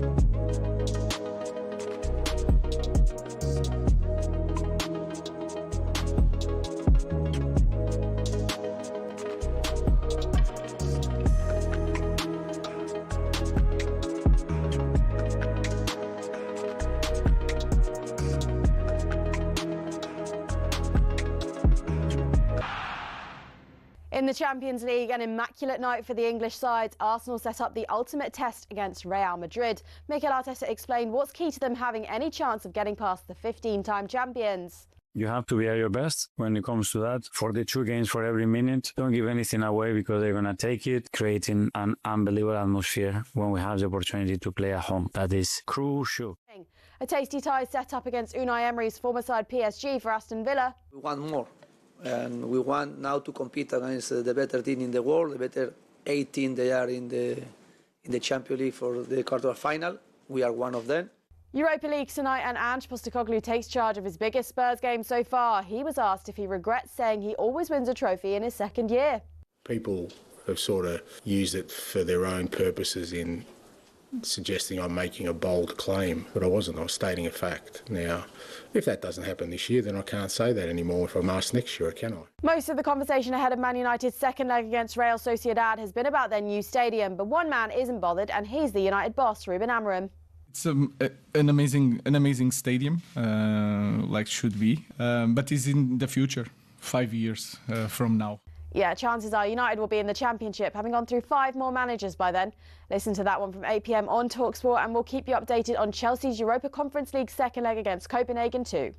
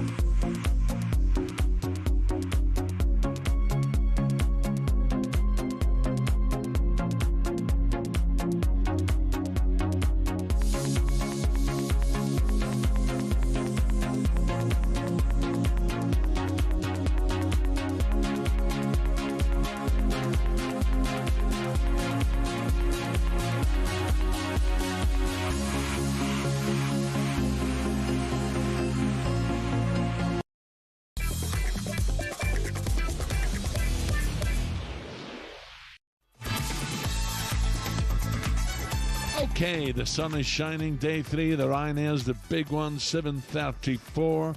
talkSPORT, breakfast with Arnold Clark Awards Week. Choose from 3 awards when you buy a car today. Dino with me. We're all set for day 3 of Cheltenham. talkSPORT brings you every race live from 1 o'clock. And here's how we brought you day 2. Here we go, standing start, off we go. New Lion and Harry Skelton driving it out on the far side yellow clay. New Lion may get up. New Lion is going to get up. He's brave. He's as brave as a lion. And he wins by a length. He had to dig deep coming up the hill. But Harry Skelton and Dan Skelton have got their Cheltenham off to a winner. Absolutely fantastic performance from the New Lion. Lecky Watson drifting around, also trying to pick up his better days ahead at Stellar Story, but Lecky Watson looks to have the race at his mercy, and he has, and he's going to win by about 5 lengths. I thought it was a really, really nice performance from the winner. He's travelled really strongly the whole way through this race. They're side by side, coming to the final fence. Who's going to get the advantage? Alexios tumbles down, and that may have handed victory for Marine National. Captain Guinness is a long way back in second, but this is a heartfelt moment.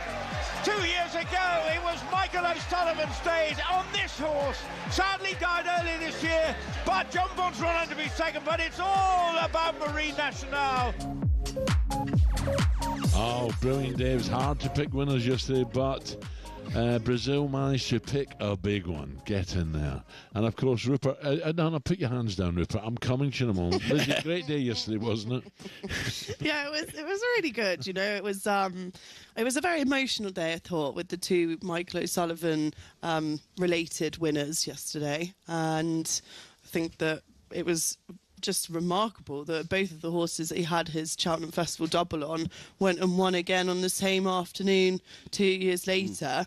Incredible. I mean, you can't say that there's not someone higher above us involved in something like that. Must be difficult for the jockeys who rode the horses as well when they're getting on. thinking, what they're thinking, thoughts going. Is incredible. It Sean Flanagan who wrote it? He said after the race, straight away, didn't he? He was looking up at the sky thinking we know who's watching. Yeah, I think there has certainly been fingerprints, Michael O'Sullivan's fingerprints all over this meeting. Obviously, the first race on Tuesday was named in his honour. And Supreme, yeah. Yeah, and I think, certainly there's been, it's a huge event in someone's life, isn't it, losing someone? And I think when you think about the weighing room and walking in there and someone being missing, it's an everyday thing, isn't it? It's something that's going to, you're going to think about every day. And I think all the jockeys have done a remarkable job in speaking about him so eloquently in their post-race interviews. So, Rupert, you've just got over 2 hours to tell us about this winner you had yesterday. Well, it was remarkable. Jimmy Desai, I don't know why I picked it, but... This is the most frustrating thing. He just, chooses a number. Rupert, you meant to study and do a bit of form. Well, the reason I did pick it was Willie Mullins got some Cheltenham form, hadn't had a run since May of last year, and I just thought, well, this could run into a place. Little did I know when I was commentating with this horse coming up the hill that I managed to tip a 16-1 winner, so it is proof there is life in the old dog yet, even if it was a bit lucky. Right, so I've got to... we've got cost of the commentator, but just quickly, Ryanair, who do we fancy? It's a great race for me today. Yeah, I like Protectorat. Obviously, Dan and Harry Skelton got off the board yesterday with the New Lion. He won the race last year. It's a tougher race this year, but I think he was a very good price a few weeks ago. He has shortened, getting closer to the race today, but I think he's got every chance. The course is, we're on a different course today, and I just think for listeners, I obviously haven't ridden the course. I will probably go walk it, but it does ride differently. Lizzie can actually explain why you've got the sort of your new course and the old course, but they are very different, aren't they? Yeah, this one's more for staying. So you need stamina, whereas the previous course for the last 2 days is much more of a speed course. You need more stamina today. So you'll be looking for horses who perhaps have run well over slightly further than they're running over today. OK, it's day 3 of the Cheltenham Festival, so it's time for another edition of Curse of the Racing Commentator. I put a spell on you.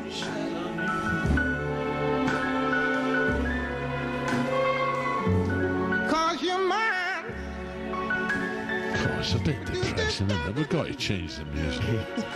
Honestly, it's the sun is shining, day 3 of Cheltenham. Here we are, and I'm like... Hey, think about the words in that song. I've put a spell on you because you're mine. It's Control Freak, isn't it? Bad, isn't it? The racing, you're thinking too deep here, Dino. The racing we're previewing this morning is the Pertemps Network Final, 240, the Ryanair Steeplechase, great race, 320, and the Stairs Hurdle at 4 o'clock. To preview these races, we're putting our talkSPORT racing commentators against each other. A very good morning to, of course, Red Rupert Malbuck Bell. Were you on the red last night, Rupert? Well, yes, because obviously not only was celebrating the 16-1, but up the Villa. And poor Lizzie had the second in the race, didn't you? Yeah. And then she went and had Scampi in the place next to the hotel. And she didn't have a rock and roll evening last night. All right. Oh, no. Well, she'd do anything to get away from you. So here's how it works. Rupert and Lizzie have 20 seconds to discuss 3 of the races live on talkSPORT this afternoon. They need to select for us the winner of each race. They'll get 3 points for first place, 1 point if the horse places. Yesterday, Rupert picked 2 winners. 2 winners? Yes. What was the other one? 2. Stump Town. Stop. Oh, and I was second again. Did I pick Stump Town? Oh, God. I think you did. Didn't you? I thought I picked Vanilla in that race. Oh, no, you did. Yeah, you did. Yeah, he did have 2 winners. Crikey. Well, 16-1, I'll take that. But I know Vanilla I tipped up each way. So is this right then? I've got Rupert 9 points to Lizzie's 2. Well, I'm not having that. We'll make it 7-2. Right. No, I'm still winning. No, I think that's incorrect. I've definitely had more than 2. Yeah, what's going on here, boys, right? So we'll double-check that. The first race we're picking is the 240, the Pertemps. Lizzie, your first prediction, please. I am going for Feet of a Dancer. This horse is trained by Paul Nolan, who's won this previously. He's third in a listed hurdle last season at the Dublin Racing Festival. 3 good runs in third this season. Only 4 lengths behind the second favourite, Win Some, Lose Some, at Leopardstown at Christmas. Rupert, get your pin out. Well, I am actually, because I'd forgotten. I hadn't been told what race I'm supposed to be doing. Oh, this is scandalous. But no, I'm going to be original here. I did go to Nicky Henderson's yard before the festival, and his handicapper in the race, Jericho de Rapinay. Nico de Boinville's had a frustrating week. Obviously brilliant on Django By, but yesterday the tape and John Bon, it's just not quite gone well. It's not original, but I will maintain my lead over Lizzie By. Did he have a point about the start line? Yeah, he did actually, yeah. Did he? Yeah, you could see the horse sort of almost like jerked back when the tape went across, and in that time the front row had gone. Gone, yeah. Right, Rupert, I'll let you go first this time. The Ryanair cracking race this is. I'm going to go for Jello each way. Venetia Williams, Charlie Deutsch, such a good horseman Charlie Deutsch is. Venetia Williams had a good season. I know people seem to not think... like a little bit of cutting the ground? No, I think this, backing up what Lizzie says, I think this horse will be able to stay on, and I think will be there or thereabouts. I think there are question marks about Il est Francais. I think he won't like this uphill, down-dale kind of course because he... Well, hold on a minute. What makes you think that? Because he's had problems before, and he... and I think flatter tracks suit. He was brilliant at Kempton. I know it's flatter, but he was brilliant at Kempton. There's my point, a flat track. He could be found out uphill and down dale because he has had problems in races before, hasn't he, Liz? Back me up here, Liz. I'm telling you now, Jello has got no chance. No chance, Rupert. Lizzie, give us, talk some sense. Protectorat for me. He won this last year. He was very impressive when he did. This is a better race this year, but I still think that the 2.5 mile around here really, really suits him. He ran a really nice race here in a handicap, carrying a big weight. I thought that was a phenomenal performance. Good behind Jello when he ran in this Peterborough Chase, but then at Windsor last time beat Jello by 23 lengths. And see, Rupert, you didn't know that, did you? No, he didn't know. He just looked at you aghast. 23 lengths. Yeah. It doesn't matter. If it finished second, I've got my each-way money back. But Factor File is a huge danger. Huge danger. And obviously they've avoided the Gold Cup because he's very keen over 3 miles, and he wouldn't have got home over 3 mile 2 in the Gold Cup tomorrow. So he's a massive danger. Fergie's horse, yeah? No, JP. No, Protectorat is. Oh, yeah, that's what I mean. Oh, sorry, yeah. Protectorat is, yeah. Okay, the third one, the Stairs Hurdle, Lizzie?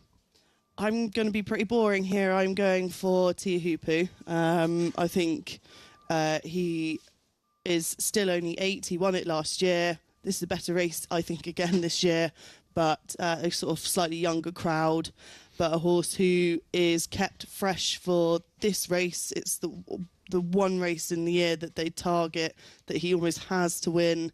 My concern is Gordon Elliott hasn't had a great week. Yeah. But yeah, I'm going to... But we're only halfway there, aren't we? We've got 2 more days, so a lot can happen. Rupert, would you fancy here, Stairs? I'm going for Lucky Place, an improving sort. Again, maybe being blind, but Nicky Henderson, this horse is definitely on the upgrade. Maybe a question mark about the horse's stamina, but Nicky Henderson is convinced the horse will stay, and Lucky Place is definitely on the upgrade and just 6 years of age. So, Rupert, where I was yesterday, it was buzzing, it was busy, but I'm told it was a poor attendance yesterday. 41,000 yesterday. Now, I know a lot of people saying, well, what's happening? I think from a Cheltenham perspective, they're almost saying less is more, because what they want is the people who come here to have a much more enjoyable experience. So you actually feel that it's not a hassle to get a drink, it's not a hassle to put a bet on it, or just do anything that you around the racecourse. And it has been, even on Tuesday, they had 55,000. But I think most people felt it was easy to get around because it's a vast site once you're in the hospitality. So I think they're not overly concerned. The problem is it's expensive not only to come here, but it's the whole Cheltenham experience. You be careful, Rupert. You're upsetting people here, I'm told. No, I'm not. I'm not. No, I can occasionally upset people, but you know, the producer has accused me of being a diva because no one told me I was on later this morning.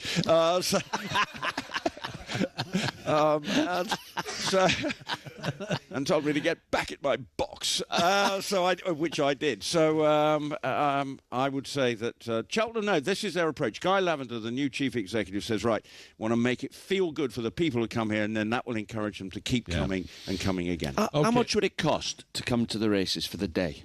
Even if you were staying in a hotel, what would it cost you, the whole thing, about? Well, it depends what hotel and whereabouts, doesn't it? Well, just on average. A ticket is £110. About £100 then you've got to get here. Train's not cheap. Then you've got a hotel, which depending on where, you can go out and obviously maybe get £150 hotel somewhere, even probably cheaper in some Bristol.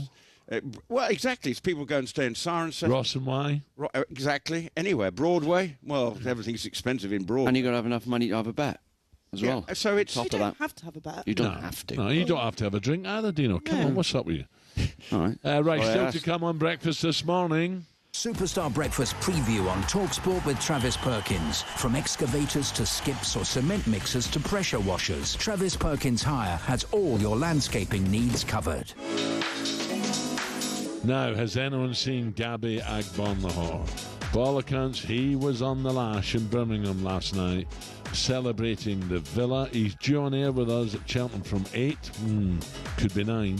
But will he take a leaf out of my book? Will he fail to make it? We'll also be speaking at 9 a.m. to a man who played last time. Arsenal faced and beat Real Madrid. You have to go back to 2006. Jens Lehmann. Plus, we're joined again right here by 31-time Cheltenham Festival race winner Sir A.P. McCoy. No Piers Morgan? Piers coming up? There's no mention. No. Sorry, Piers, but it's not me. All that and so much more to come. And that was our breakfast preview with Travis Perkins Hire. Just don't go anywhere. Superstar Breakfast preview on talkSPORT with Travis Perkins.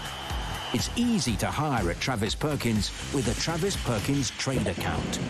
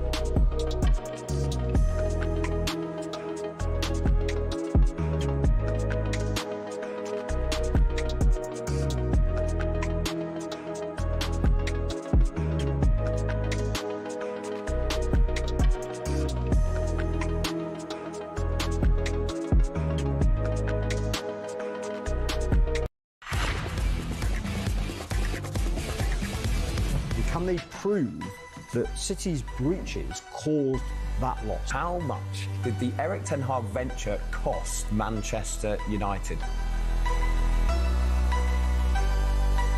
There's a proposal to ban state-controlled clubs from English football. This isn't about Edu not believing in the Arsenal project, it's perhaps about Edu wanting more power.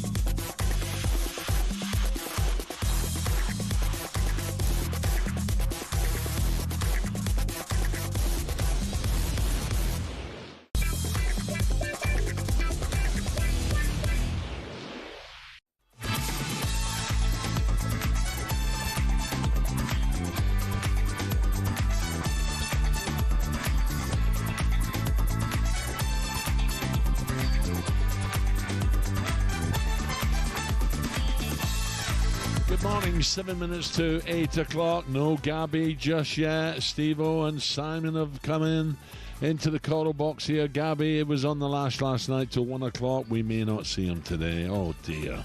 Has he not turned up? That's He's poor. got 8 minutes to get it. That is poor. Dino, the sun is, it's quite pleasant out there. A bit of cloud about, isn't it?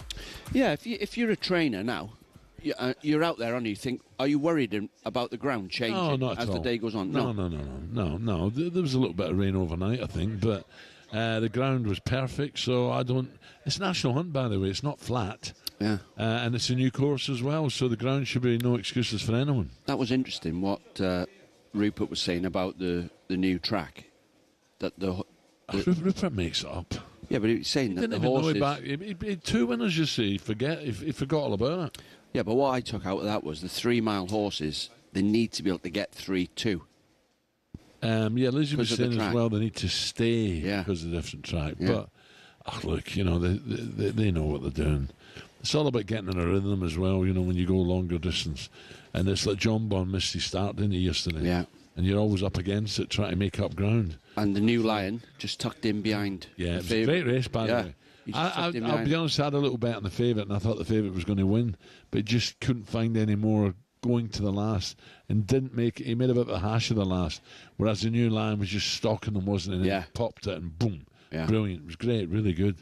So, what you fancy today? Have you had a look yet? I'm going to do Maureen in the first race, and I'm going to do Tiapu, like Lizzie just said, and Firefox. Gordon Elliott. Yeah. So, I don't know what I'm doing. But right, and of course, football tonight. Looking forward to that, but I can't go over just looking at these games coming up. Villa against PSG and Arsenal against Real Madrid. What a game that's going to be. Let's say a very good morning to our next guest, Piers Morgan. Piers, hiya, Piers. Good morning. Morning, Piers. Good morning, and Al, can I congratulate you? You're sounding reasonably human. This is, what are we, midway through the festival? You sound reasonably normal. Well done. Piers, it's not easy being me, let me tell you. It's not easy, but we're only halfway through. But I will make it. But I'm really excited about this Arsenal Real Madrid. I don't want to go into the striker bit again. Every time we talk Arsenal, lack of strikers. I think Saka. If Arsenal get Saka back for this one, this should be some game, Piers. Well, just to remind you, Arsenal are the only team in Champions League history to have a positive record against Real Madrid. We knocked them out, of course, in 2005-06. In fact, it was the only Arsenal match my wife Celia's ever attended. And when we knocked them out, I refused to let her ever come back. So she may have to come out of hibernation and come to the next game. No, I think, look, no one expects us to win. But I believe that Arsenal, if Saka's back and Martinelli's firing, that we've got a chance. We've got a great goalkeeper, great defence. We've got some good midfield players. We desperately need a striker. They have bundles of strikers. But you know what? No one's expecting us to beat them. I've got a good feeling. Yeah. And Piers, just a quickie. Dino's got a question, a football question, but just to let our listeners know, Parker will fight Usyk. Usyk's been ordered to fight Joseph Parker now for the World Championship. But also, please tell me a little bit about your brilliant interview with Conor Benn and Eubank Jr., please. Yeah, well, it was fascinating. They both came to my Piers Morgan Uncensored studio, which obviously the same building as you guys, and it was probably the most tense interview I think I've ever conducted, with two guys sitting next to each other. I was told I had to have security between them. I thought it was all a bit theatrical. They went, no, you don't understand. These guys really do hate each other, and if you're not careful, they could just literally start winding into each other, which very nearly happened. They squared off at one stage, and I thought they're actually going to have a fight right here in the studio. They really loathe each other, and a lot of that is down to the 30-year history between their families. Obviously, their dads fought for world titles. It was ferocious. Obviously, Chris Eubank beat Nigel Benn. The second one was a draw, but everyone believed Benn may have edged it. He feels to this day he should have won that. So there's a lot of unfinished business here with these guys. And it was a fascinating interview. You've got the whole interplay of the dads. You've got Nigel Benn right with Conor. He's going to be there. He said that. You've got Chris Eubank Sr. now estranged from Chris Eubank Jr. They haven't spoken or seen each other in a couple of years. A lot going on there. Will he turn up? Will he not turn up? I found them, I just got to say that from a pure reality of two guys who want to get in a ring and smack seven bells out of each other, these two are about as coiled a spring as I've seen in a very long time. Yeah, Eddie Hearn said that about Conor. He said he just can't wait for this. Do you know? Yeah, I'm going back to the football, Piers. I'm in your corner with Arsenal. I know there's people shouting down the radio, no chance now. But if the manager can get on the pitch, Gabriel, Saliba, Ben White right back, Zinchenko left back, Thomas Partey and Rice, Odegaard behind either Jesus or Havertz, and Saka's fit, that team can play against anybody and keep a clean sheet. And they've got, to have the tools. Well, Havertz and Jesus are both out for the season, so you won't get them. So he's going to have to play. I mean, I think he's going to. If Saka's fit, he's on the right. Martinelli left. He's going to probably play Trossard down the middle, I would think. And I think that look, you rattled off names there. A lot of these players are up with the best in the world. I think that Saliba, one of the best in the world. Raya, one of the best in the world. Odegaard, one of the best in the world. We've got great players. Saka, one of the best in the world. So, Real Madrid, in a way, I was talking to my sons last night, all mad gooners, and we were like, who would you rather face, Atletico Madrid or Real Madrid? And we all decided before the penalties, we'd actually rather face Real Madrid. You've got more of a punter's chance, to give the Cheltenham lingo. You've got more of a punter's chance, I think, against Real Madrid than you have against Atletico, who are a much tighter, harder team probably to beat over two legs. So look, I think anything can happen. First game's at our place. The roof's going to come off, as Arteta said, and if we were to nick a goal or two, who knows? Who knows? Dare to dream, chaps. Piers, 7 o'clock tomorrow night, isn't it? It's Piers Morgan Uncensored on YouTube to hear that interview. Yeah, tomorrow night, Joel, 7 o'clock. It's a great interview, hour long. All hell breaks loose. It's fascinating. It's human drama at its best. Two boxers who are going to get in the ring at Tottenham in a month or so, but they very nearly got in the ring with me. So I warmly recommend it. So tune in tomorrow night. Piers Morgan Uncensored on YouTube. Will do, Piers. Thank you. Piers Morgan there on talkSPORT. Right, coming up to 8 o'clock, someone dishevelled has just walked into the box. He's all over the place, swaying away. Yes, Gabby has made it. We'll talk to Gabby Baby next up.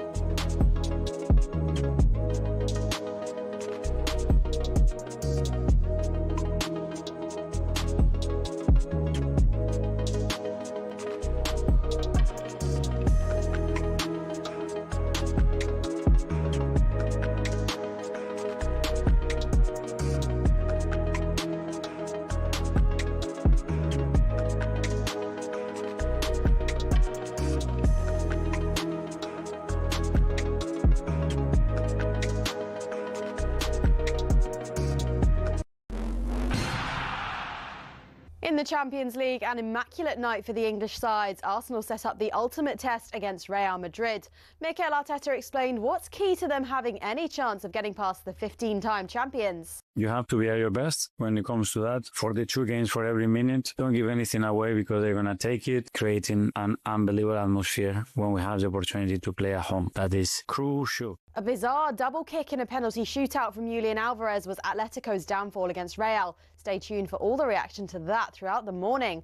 A tasty tie set up against Unai Emery's former side PSG for Aston Villa. We want more, and we want now to compete against the better team in the world, the better 18 they are in the Champions League for the quarter-final. We are one of them. And after another tidy performance, has Marcus Rashford earned his way back into the England conversation? Now we're talking that Tuchel's going to name his squad on Friday. I think it has to be on his mind. If he turned up in the squad, I wouldn't be unhappy about it. I wouldn't be disappointed. I want to see the very best version of Rashford in an England shirt. Europa League tonight, and Ange Postecoglou takes charge of his biggest Spurs game so far. He was asked if he regrets saying he always wins a trophy in his second year. I answered that question. Now, people have sort of, used it for their own purposes in suggesting I'm making a bold claim. But I wasn't. I was stating a fact. Now, if that doesn't happen this year, then I can't say that anymore if I'm asked next year, can I? They've got a 1-0 deficit to overcome against AZ Alkmaar in our talkSPORT 2 commentary game from 8 p.m. Rangers have a 3-1 advantage over Fenerbahce, but manager Barry Ferguson isn't getting complacent. Well, I would rather have another couple of goals if I'm being honest with you. But it is what it is. But that's the pressure. You've got to handle pressure when you're at Rangers. Most of the conversation ahead of Man United's second leg against Real Sociedad has been about their new stadium. But one man isn't bothered, and he's the United boss, Ruben Amorim. It's an amazing stadium, like should be, but it's in the future, 5 years from now. Yeah, chances are United will be in the Championship, having gone through 5 more managers by then. Listen to that one from 8 p.m. on talkSPORT, and we'll keep you updated on Chelsea's Europa Conference League second leg against Copenhagen.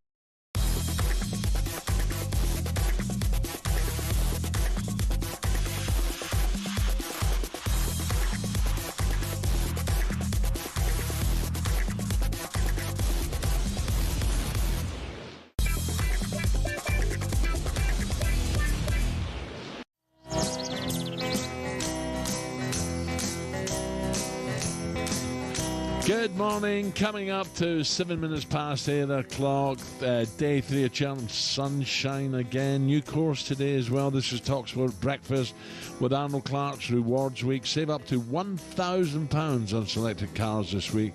Former Liverpool, Villa and Wales striker Dean Saunders alongside me. On the way for you this morning, we're going to be joined live in the show by legendary Arsenal goalkeeper Jens Lehmann. A vital part of the team that last played Real Madrid after both sides booked a Champions League quarter-final tie last night.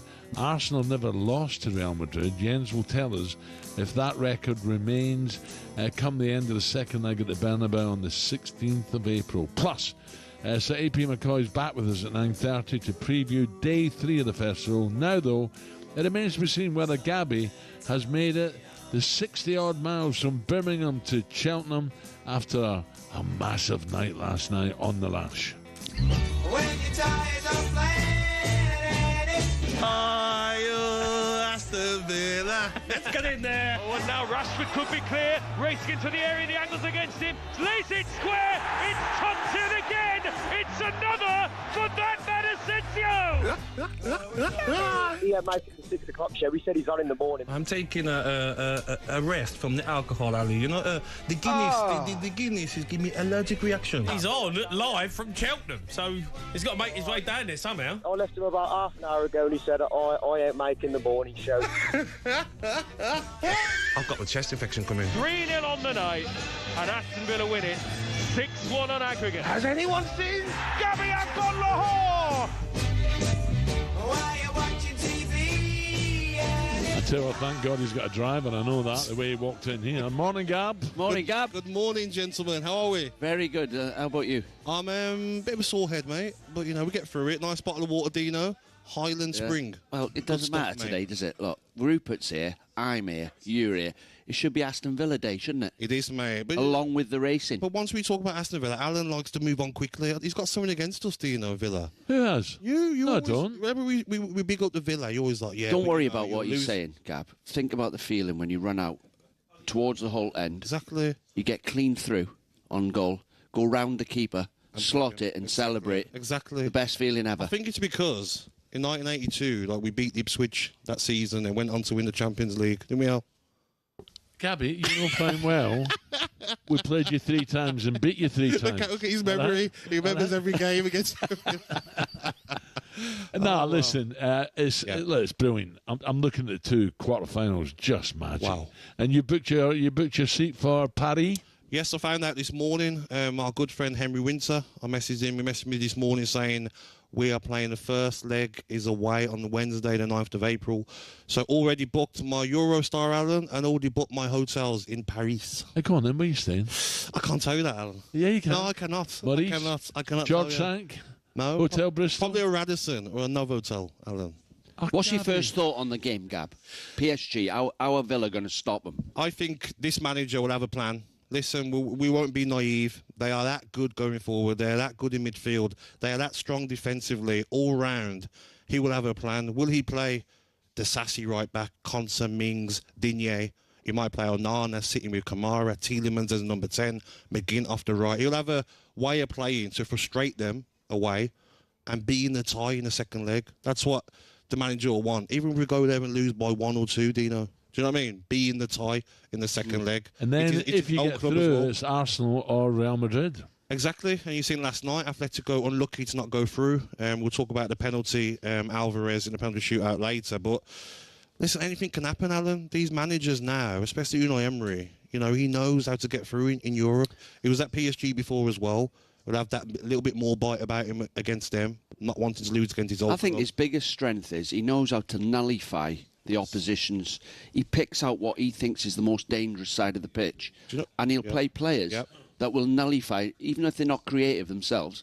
They'll stop the opposition. And you know as well, Al, look, Dino, yesterday, right, watching the game, first half, and the whole stadium is a bit frustrated. I'm getting frustrated because the ball's with Konsa, it's slow at the back, Villa not having any attacks, but that's his plan. He's just saying to the players, you know what? We're winning by 2 goals, frustrate them first half, keep it 0-0. Second half, up it. You got Asensio to bring on. Brought on Leon Bailey. Ramsey comes on. You got players who can change the game. Red card helped. Oh, the red card was massive. That was the biggest cheer of the night, the red card. But this manager has the tactics, the awareness to change it during the game to get the result. It's going to be great, absolutely.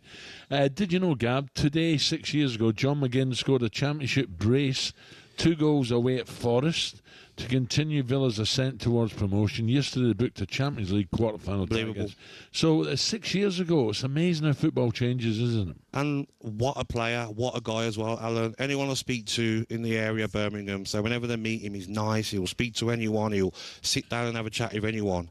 And sometimes I have arguments with Villa fans when I'm at games and stuff, and they're like, oh, we're past John McGinn now. And I'm like, how? John McGinn has to play. If he plays on the right, he'll play on the left, in the centre, number 10. He's the captain, the leader.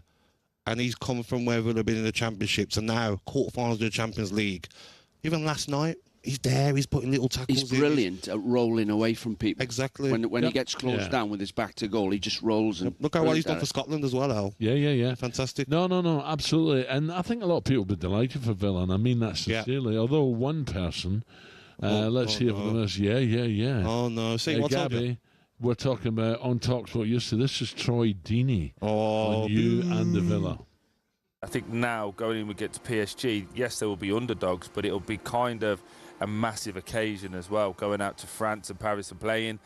I just think the only thing I don't want genuinely is to listen to Gabby Agbonlahor all week. What is it with you and Troy? No, it's because his team, Birmingham City, they're playing in the Mickey Mouse Cup. What's it called? The Virtue Cup. Did you ever play against Birmingham? Steady, Gabby, in the coral box here and there about his sponsor. No. I never played against Birmingham. Do you not? No, they were always in the league below. Yeah, that's a shame, isn't it? But one part of the city is playing in a quarter-final, 2 legs against Paris Saint-Germain, and the other side are playing Walt Disney Peterborough in the what is it? The Walt Disney Cup. Don't mock the posh.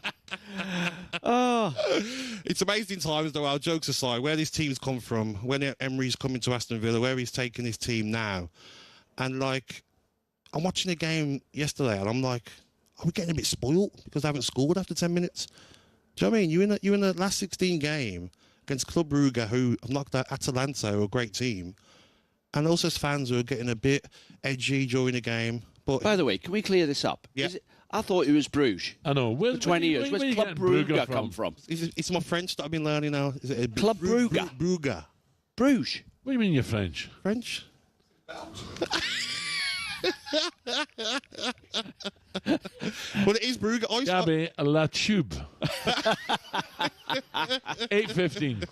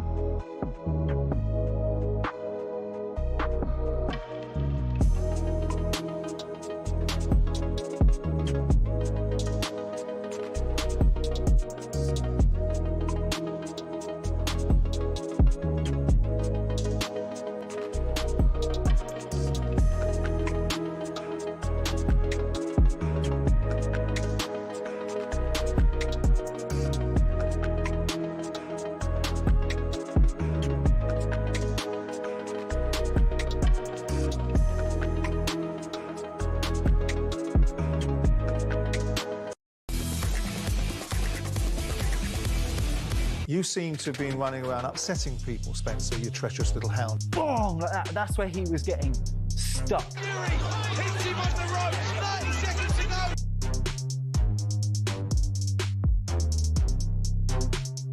go. Opinions are opinions. They're like backsides. Everybody's got one. I stand by that. I still think it was a terrible decision. Well, it takes 2 to tango.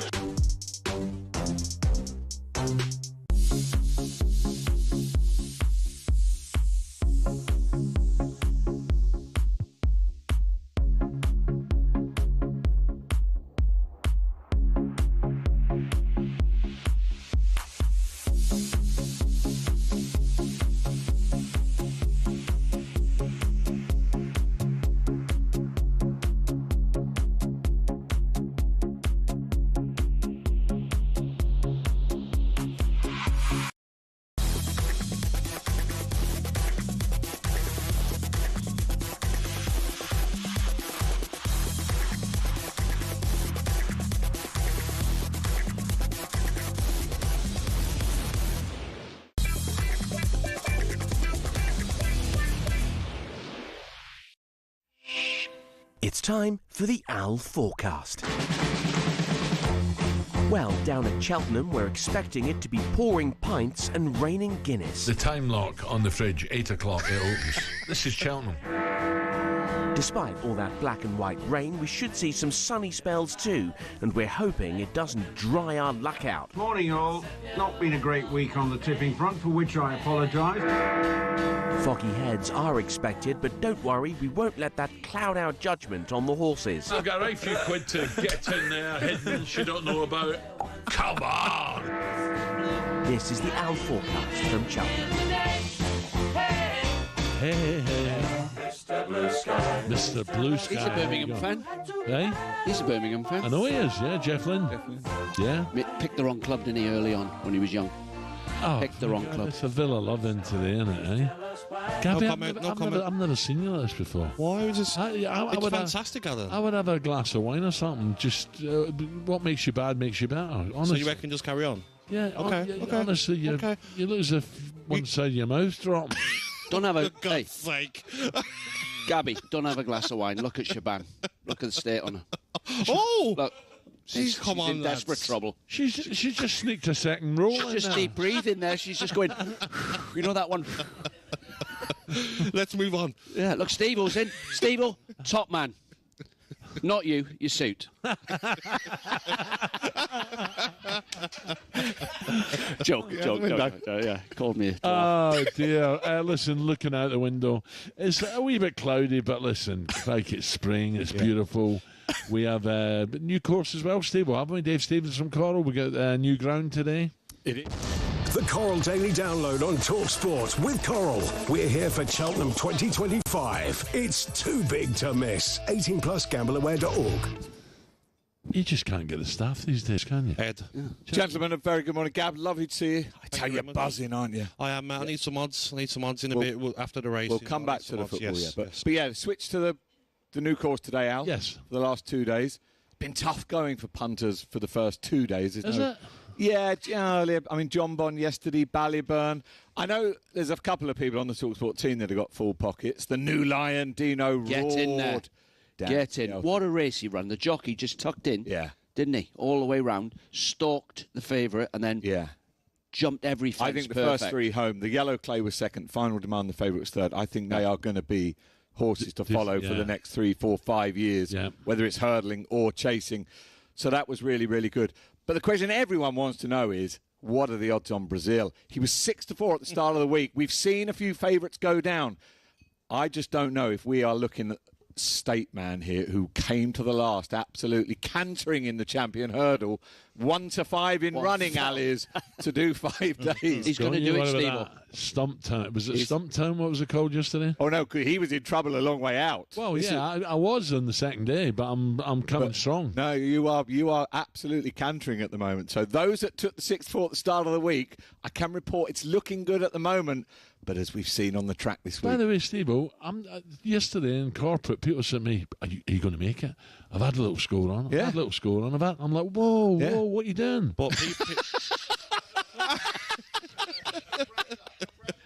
Steve-O, is that what he's doing now? He's leaving earlier now. I've been told he's been seen leaving Cheltenham at 3 p.m. No, 4 o'clock. I'll throw it out there. He's cheating. I've got a tip. Michelle's coming today, his daughter. Tomorrow. Yeah. Does Dino get things right, will you? See, I think the entire Brazil female part of the Brazil family are here getting him to home. get him here. Getting him in bed. think they've definitely had a bit of the 6-4 that he does all 5 days.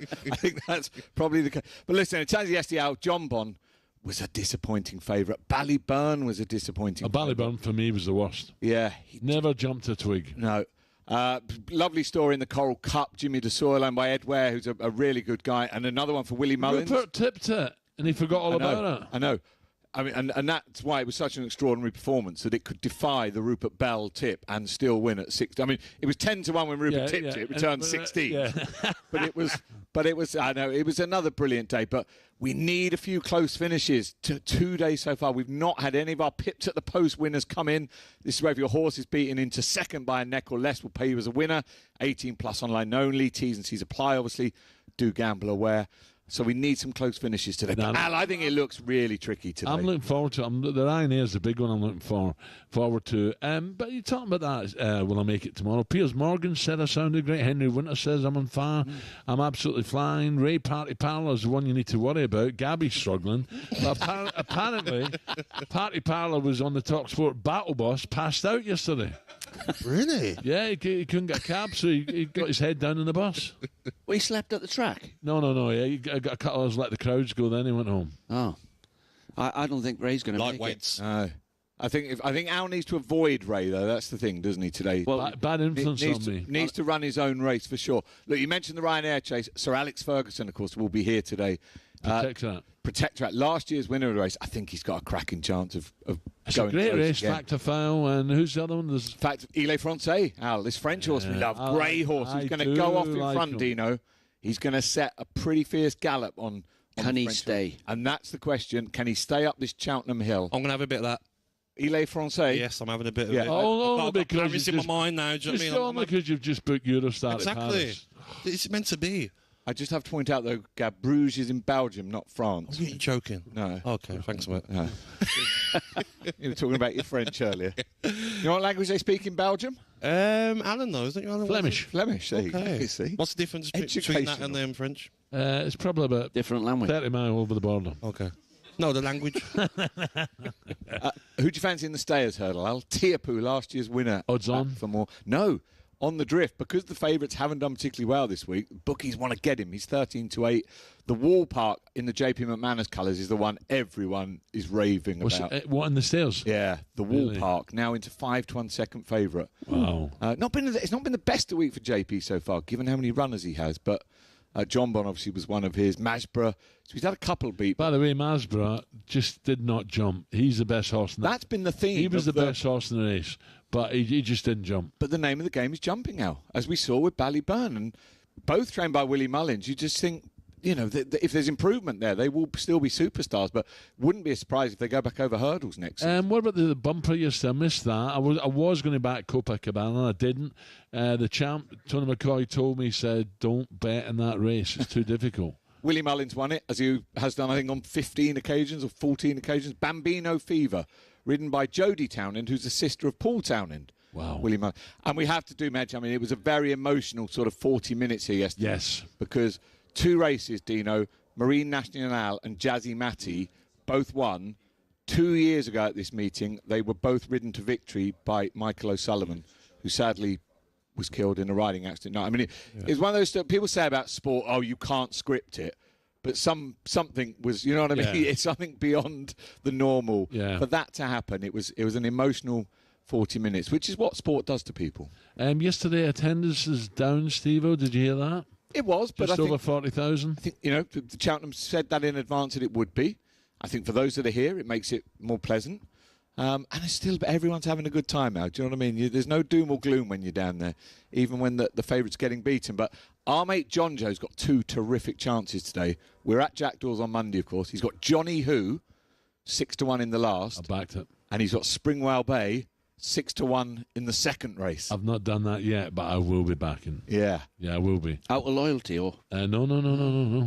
Well, yeah, the Neil family are lovely, to be honest. And John Joe Jr. spoke about, the tragedy of the young jockey, dying. Yeah. He used to stay with John Joe Jr. And you could see a tear in his eyes. It was horrible. But listen, as you say, Steve, you look to the heavens, you think, well, there is someone up there looking after us. Yeah, I'd say it was a magic.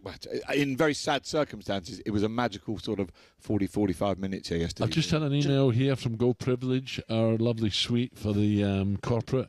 If you do not have a badge, Shaban, Dino, Gabby, if you do not have a badge, you're not getting in today. Are you trying to say that Shaban took advantage of the day? Oh, talk about guzzling it, honestly.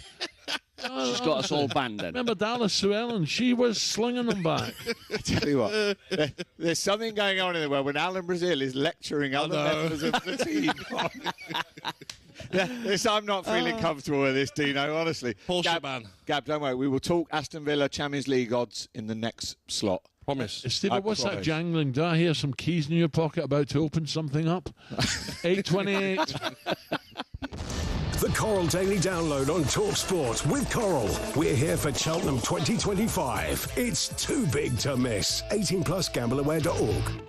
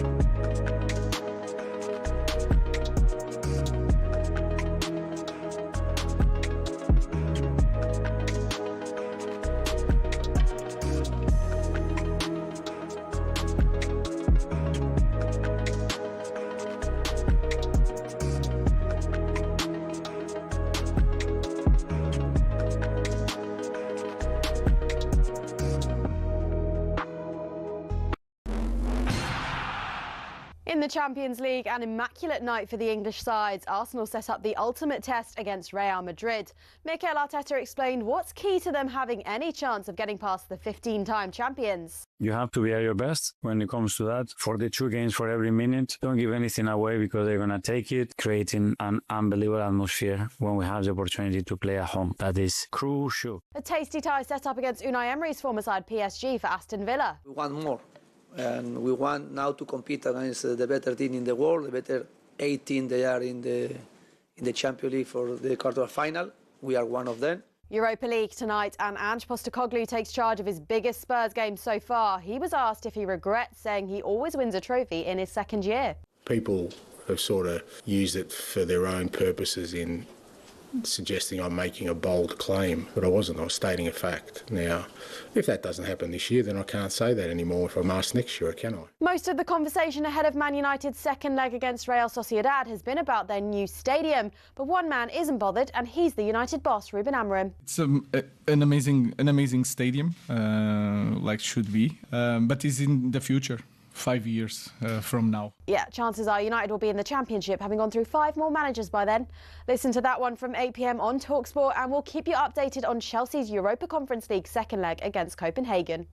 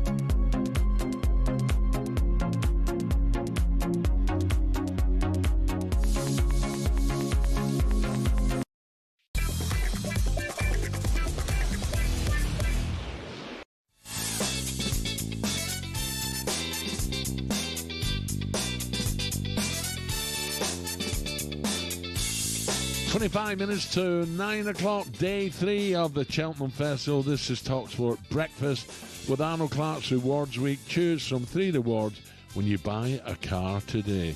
Alan Brazil, Wee Dean and Gabby Agbonlahor. Al, do you know what? Before you carry on, do you know we've not mentioned it's St Patrick's Day today? No, it isn't. It is? It's not. 17th of March is Paddy's Day. 13th of March, St Patrick's Thursday. Yeah, but it's 17th of March. It's like a bit of a playing on words. It's a season-defining night for 2 remaining English sides in the Europa League, and you'll hear it all on talkSPORT. Season-defining week for Tottenham, and maybe a defining week for Ange Postecoglou in terms of his managerial reign at the club. Maybe we defy all the odds and I do win something. You know what people will say? Oh, you know, wasn't it great that he made such a bold claim? And Bergvall slices his clearance into his own net. It's a nightmare own goal from Lucas Bergvall. It is all about the Europa League. Spurs lose the first leg and they have it all to do next Thursday. It will be a season-defining night for Tottenham Hotspur. Xerxes, right foot in, 1-0. They deserve it. And he deserves it as well. He's been excellent tonight, Joshua Xerxes. We have to focus on the present, and I'm really excited to win things in Old Trafford. That is our focus. And Manchester United maintain their unbeaten run in this season's Europa League. They're in the box seat against the Real Sociedad side, who aren't great away from home. This in a ghost. Right, United welcome Real Sociedad to Old Trafford with the pair drawing 1-1 in Spain first leg, while Tottenham have it all to do at the Tottenham Hotspur Stadium against AZ Alkmaar after losing the first leg 1-0. Big Ange, is it his last chance to win a trophy? You bet, after saying earlier in the season he always wins something in his second year in charge. And the Spurs boss was asked ahead of tonight's game if he now regrets those comments. People have sort of, used it for their own purposes in suggesting I'm making a bold claim. But I wasn't. I was stating a fact. Now, if that doesn't happen this year, then I can't say that anymore if I'm asked next year, can I? So, but what was I supposed to say? Well, yes, I always win one in the second year, but, well, I have in the past, everywhere I've been, but here it won't happen. Is that what people want us to hear, or...? Come on, Ange, lighten up a bit, please. He is a bit sort of... he's clearly not happy, is he? Well, he's not had the season he thought he was going to have, and I think the main reason for it, and nobody wants to hear this because everybody goes, everyone gets injuries. But when you're a manager, the biggest thing that gets you the sack is injuries to your key players. That is the biggest reason you get sacked. I would say the reason they're not doing as well as they should be, 90% injuries, 10% he's been stubborn at times. I mean, look, when you're winning 3-0, like, if you're a boxer with a round to go, someone in your corner says, you're winning on points, don't hang your chin out. They carry on punching, Spurs, when they're winning, and they've thrown games away that they shouldn't have. I think as well, they're 13th in the league, 34 points. This is their last chance, isn't it? Win the Europa League, and you're in the Champions League next season. It's going to help a lot financially as well. But if they don't win it out, what players are you going to be able to bring in as well? Do you know what I mean? Like, it's going to be a mess for Spurs in the summer, and I think he'll be in a bit of trouble. I don't think he'll lose his job, but the pressure will be on starting next season. Dino's got a point there, but do you hang your double chin out, Gab? This guy. When you say, you're getting it now. When you say, calling me a dwarf. And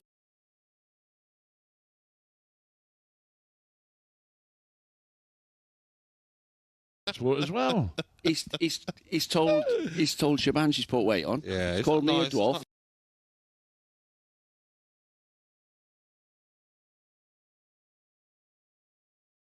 I know. Well, you know what? Big game tonight, though. Big game for Spurs and Manchester United. Rangers as well. Like, Rangers, before I get pelters off them, you don't forget massive them. Game. And I think as well, you look at who's left in the competition. Do you know what I mean? You've got a good chance, if you get through tonight, to go on to win it. But I just don't think Spurs or Manchester United got enough. I'm pleased for Barry Ferguson. I was at Blackburn with him. Great footballer. And he's a winner, Barry. Like, proper captain. And he's leading that team straight away. He's changed the system, hasn't he? Made a couple of substitutions. They've gone and beaten Fenerbahce in Fenerbahce. No, I didn't expect that. Not 3-1. On to Man United, okay? So last chance of silverware for them this season, Europa League. But the build-up to tonight's game has been dominated by Sir Jim Ratcliffe. His interview earlier this week when he made claims including how he believes the club has come off the rails. We agree with that. Plans to deliver a new stadium. Where's the money coming from? And name-checking certain players. Now, this will get you, Dino. You've managed. Name-checking certain players as ones who are overpaid and not good enough.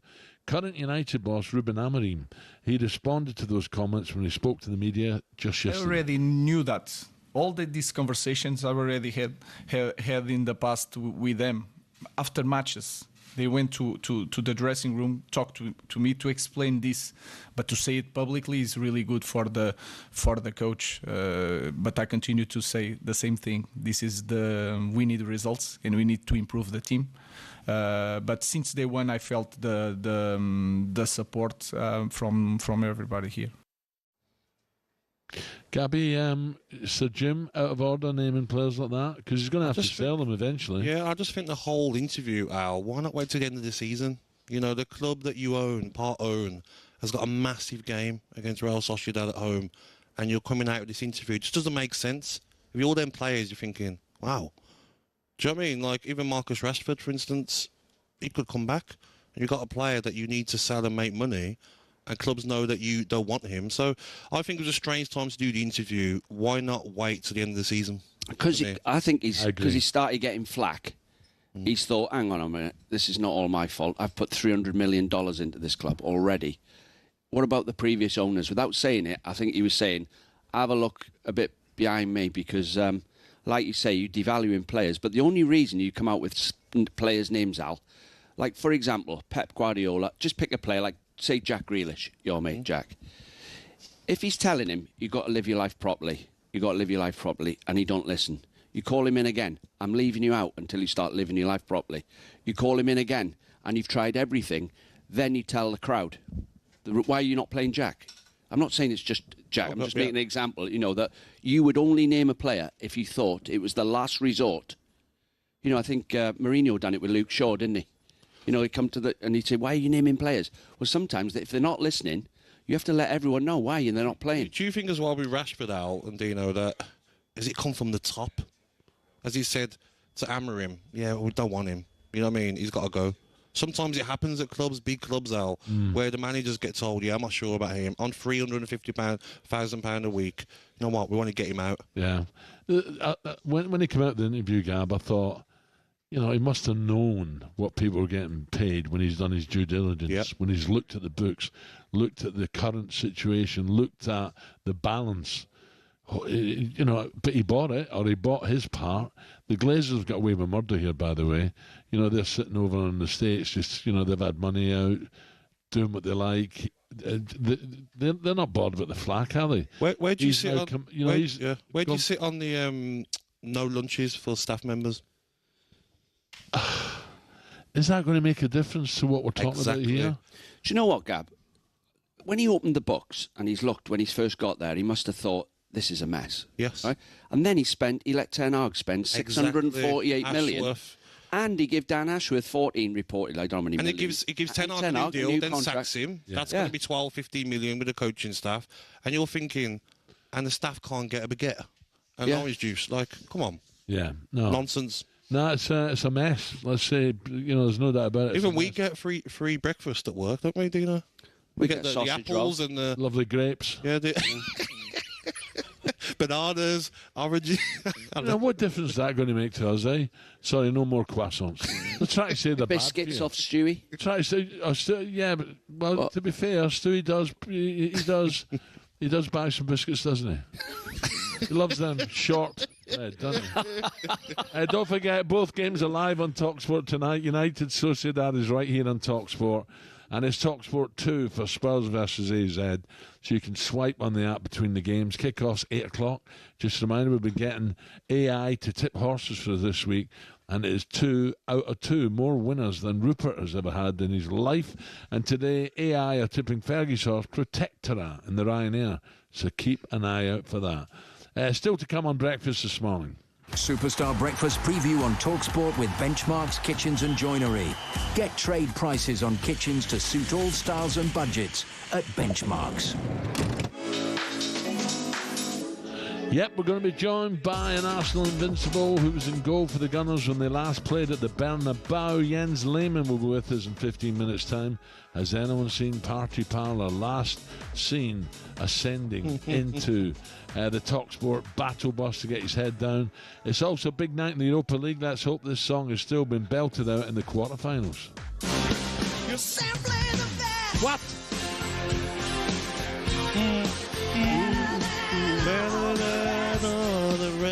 Don't be scared to sing, Dino. I'm not a singer. Okay, sure. Just the guitar. I look the part, but I just can't sing. Great song, Al. Alan McCoy will join us to build up to Rangers against, come on, Fenerbahce. Oh, no, I didn't mean that. What a first leg league, though. Brilliant. Absolutely brilliant. Of course, it's Celtic Rangers on Sunday as well. Could they go all the way? Rangers are. No.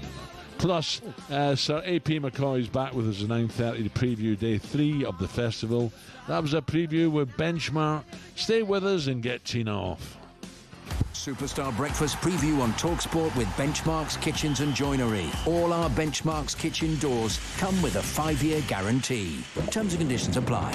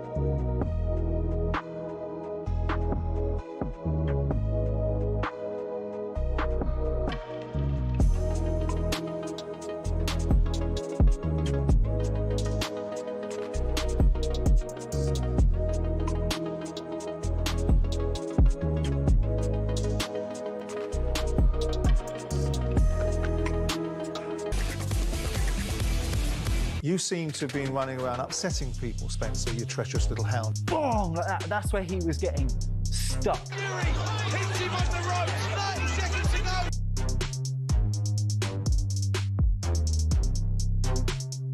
Opinions are opinions. They're like backsides. Everybody's got one. I stand by that. I still think it was a terrible decision. Well, it takes two to tango.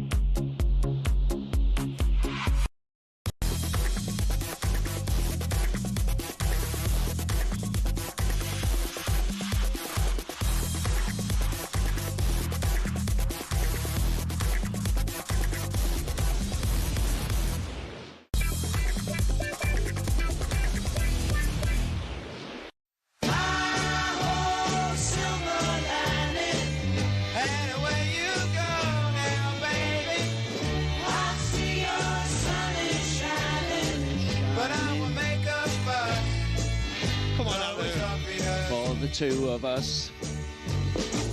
One up. No. Great Wolverhampton song. No. 10 minutes to 9 o'clock. Alan Brazil, a man who scored goals all over Europe, Dean Saunders, Villa's all-time leading scorer, Yeah, go on. Gabby Agbonlahor. Some of the headlines you're waking up to this morning.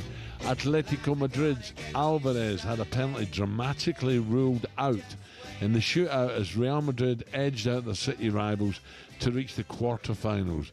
Alvarez slipped as he struck the penalty, but the ball flew into the top left corner. It looked like it was 2-2 in the Champions League last 16 shootout, but on review, Atletico's Alvarez was judged to have touched the ball twice, so he lost his back leg, and the claims that it hit both his legs before finding the back of the net. What do you make of that, Gab? Harsh, wasn't it? When I watched it when I got home, Al, I thought it was scandalous. The least that should have happened would be take it again. The whole stadium didn't know that the penalty was like a miss. I think that was super harsh. Don't know about you, Dino, but I know the rules are the rules, but come on. I totally disagree. You kicked the ball twice, end of story. Rules are rules. What if it had hit his leg a bit further and gone in the opposite corner? Rules. That's what the rules are for. You don't think take it again? That slight touch. Well, where'd you stop the take it again rule then? You know, you're going to have to go like, what? No, I think that's... Kicked it twice. Okay, if that was you, Yeah, that happened to you, you wouldn't be... You wouldn't Bad be luck. hard. Yeah, okay. Bad luck. What do you think, Mr. Brazil? Do you think it's harsh? I think it's harsh. Very harsh. Yeah. But it's the rule, Al. If you can't kick the ball twice. Yeah, but... You can't super tell, though, Dino. You can't tell 100% that it touches... Yeah. Well, they could, because they had a VAR on it. And they Well, went, you trust VAR, do you? I've just seen it. You trust VAR? Well, I just think the rules are rules. I know it's harsh and it's like disappointing in such a big game. And maybe they could take it again, but they'd have to make that rule up at the start of the season. I think they're small-minded. It was only a small touch he got, but it was twice. Marcus Smith returns to England starting at full-back, and Tommy Freeman moves to outside centre for the Six Nations finale against Wales at the Principality Stadium. Any chance, Dino? We're getting better, aren't we? We are getting better. We've got a new coach now. We didn't win for, I think it was 18 games. We haven't won, have we, for 18 games, and it's never been heard of in the history of Welsh rugby. But we got a different coach. We come back into the game last week. A lot of young players. Do you know what I just think, Al? When I look at the team, they're not big enough. They all, as a group. Well, they're small. Yeah, you look at Lawrence Delalio yesterday. They're all massive. They're all massive. What is it in Wales now? You know, you've got Gabby joining in now. You're not having your side, You're not having your leaks or something? What's going on? I'm going to HR about this. It's bullying in the workplace. I'm going to HR. And a year on from when Shake 'em Up Harry, Harry Redknapp's horse and Protectorate, Fergie's horse, both won here at Cheltenham in 2024. They've been rolled out again today to defend their crowns. Let's remind ourselves of Harry Redknapp's winner. It's Shake 'em Up Harry, who's kicked away under Ben Jones. 3 lengths clear, got to get up the hill. Creverly and Strawfan Jack, they're attacking. It's Shake 'em Up Harry, drifting right-handed, but he's out clear by a couple of lengths and racing up towards the line. Shake 'em Up Harry will win the place for Harry Redknapp. Yeah, well done, Harry. Brilliant, absolutely brilliant. Harry will join us tomorrow. Let's hope it's off the back of a winner again. Now, a big story from the world of boxing. Heavyweight world champion Usyk has been ordered by the WBO to begin negotiations with Joseph Parker for a mandatory title defence. Joseph retained his interim WBO title in Feb with a second-round knockout win against Piccoli. Usyk and Parker have 30 days to find an agreement, or the WBO will order purse bid proceedings. Let's bring in talkSPORT's boxing correspondent, and it's a very warm welcome to Gareth A. Davis. Gareth, good morning. Good morning, Gareth. Morning, Gareth. Good morning, you dapper gents at Cheltenham. Good morning. Thank you, Gareth. Where have you been, a Black Sabbath concert or somewhere? Look? I have. I've been for my swim and then straight to, I don't know if you can see Ozzy Osbourne in the background there, but yeah, I'm just in the black like Bono, shorts. doesn't he? I know, he does, yeah. Gareth, listen, Parker, brilliant, absolutely brilliant. You know, we thought, he was never going to make the top. Here he is with a chance of being world champ. Yeah, I mean, there's a spanner in the works here, isn't there? Kind of a depth charge that's been laid out by the WBO. It's boxing politics again. Gustavo Olivieri, the new president of the World Boxing Organisation, is saying that basically Usyk's not allowed to keep the belt and fight for the undisputed title with Daniel Dubois. Obviously, Dubois holds the IBF title that was stripped from Usyk, going to the complications of this, stripped from Usyk after he won all the belts against Tyson Fury. Basically, they're saying you're not going to have the WBO belt for this undisputed title fight that they're putting Usyk and Daniel Dubois together. It is boxing politics at its worst. It's a depth charge that the WBO have dropped, and it will scupper Usyk and Dubois being undisputed, Al. Gareth, who will Dubois fight next then, and when? I think he'll still go ahead and fight Usyk because it's the biggest fight out there. We'll have to wait. Okay. Yeah, I think Parker will have to wait. But the fascinating thing, because I think Usyk and Dubois does sell in a big stadium in the UK. They got all the controversy of the low blow in the first fight. Dubois flying. Some people think he might do a good job against Usyk. I think Usyk still wins that. But the fascinating thing for Parker, if Usyk's stripped of the title and that becomes vacant, is that number 1, 2, and 3 are Justice Hooney, Moses Itauma, and Fabio Wardley in the rankings. So who knows what may happen with that? But it's boxing being complicated again, and it really shouldn't be this complicated. What you, Gareth? What's the fight you can't wait for? Would it be Ben against Eubank Jr. or? Is this a much bigger fight, this one? I'm very excited about Ben Eubank, but I think the build-up may be better than the fight itself. I think Eubank is too big for Ben, but if Ben can upset the apple cart, then it'll be very exciting. I think Dean favours Ben in this fight. He likes his vim and vigour and youth, I think I've heard him say before, but I think Eubank's just too big. I know that Gabby favours Eubank in this. The odds are on Eubank winning, but the big fight I'd like to see with all this TKO and Dana White and the UFC getting in the mix in the boxing is Anthony Joshua and Tyson Fury coming back and stepping into the ring to give us that last dance. We hope so, Gareth. Gareth, thank you very much. Thank you for joining us, man. So, thanks, Gareth. Would you agree with that? That you think you're going for the smaller man? I don't know where you heard that. No, I just I think it's going to be hard when he's that much bigger. When he looks in the press conference, I was thinking, a good big and always beats a good little. Yeah, but Eddie Hearn, I tell you, Eddie's really. Look, I know it's all hype and building up a fight, but he says corner. He just wants to unleash him. Do you know how the Saudis have sort of taken over boxing, haven't they? Do you think we don't like financial fair play, do we? We all agree we don't like it, but do you think it's the only way they could stop the Saudis taking over football? Possibly, yeah. Stop them buying clubs. We can't complain about the boxings. We've seen all these big fights. Yeah, I know. Without the Saudis, you wouldn't get them. No, I know. I think in football, that's what they've done, though. They've thrown that in. Okay, the final hour coming up. Jens Lehmann will join us next. Of course, PSG against Villa, but Arsenal against Real Madrid. We'll get Jens' take on that.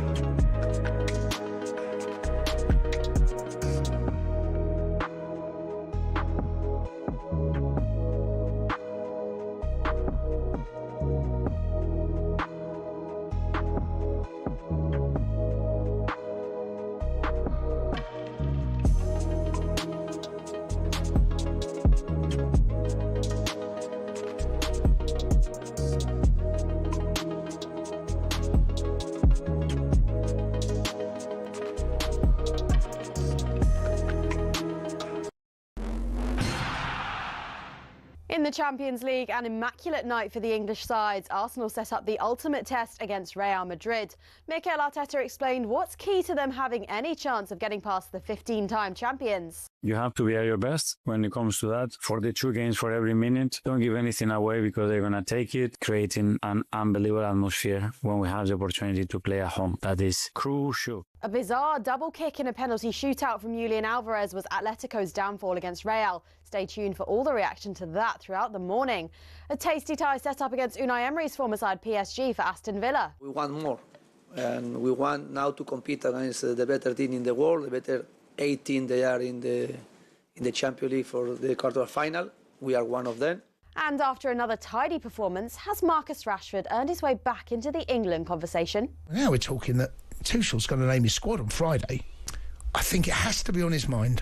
If he turned up in the squad, I wouldn't be unhappy about it. I wouldn't be disappointed. I want to see the very best version of Rashford in an England shirt. Europa League tonight, and Ange Postecoglou takes charge of his biggest Spurs game so far. He was asked if he regrets saying he always wins a trophy in his second year. I answered that question. Now, people have sort of, used it for their own purposes in suggesting I'm making a bold claim. But I wasn't. I was stating a fact. Now, if that doesn't happen this year, then I can't say that anymore. If I'm asked next year, can I? They've got a 1-0 deficit to overcome against AZ Alkmaar in our talkSPORT 2 commentary game from 8 p.m. Rangers have a 3-1 advantage over Fenerbahce, but manager Barry Ferguson isn't getting complacent. Well, I would rather have another couple of goals, if I'm being honest with you. But it is what it is. But that's the pressure. You've got to handle pressure when you're at Rangers. Most of the conversation ahead of Man United's second leg against Real Sociedad has been about their new stadium. But one man isn't bothered, and he's the United boss, Ruben Amorim. It's an amazing stadium, like should be. But it's in the future, 5 years from now. Yeah, chances are United will be in the Championship, having gone through 5 more managers by then. Listen to that one from 8 p.m. on talkSPORT, and we'll keep you updated on Chelsea's Europa Conference League second leg against Copenhagen.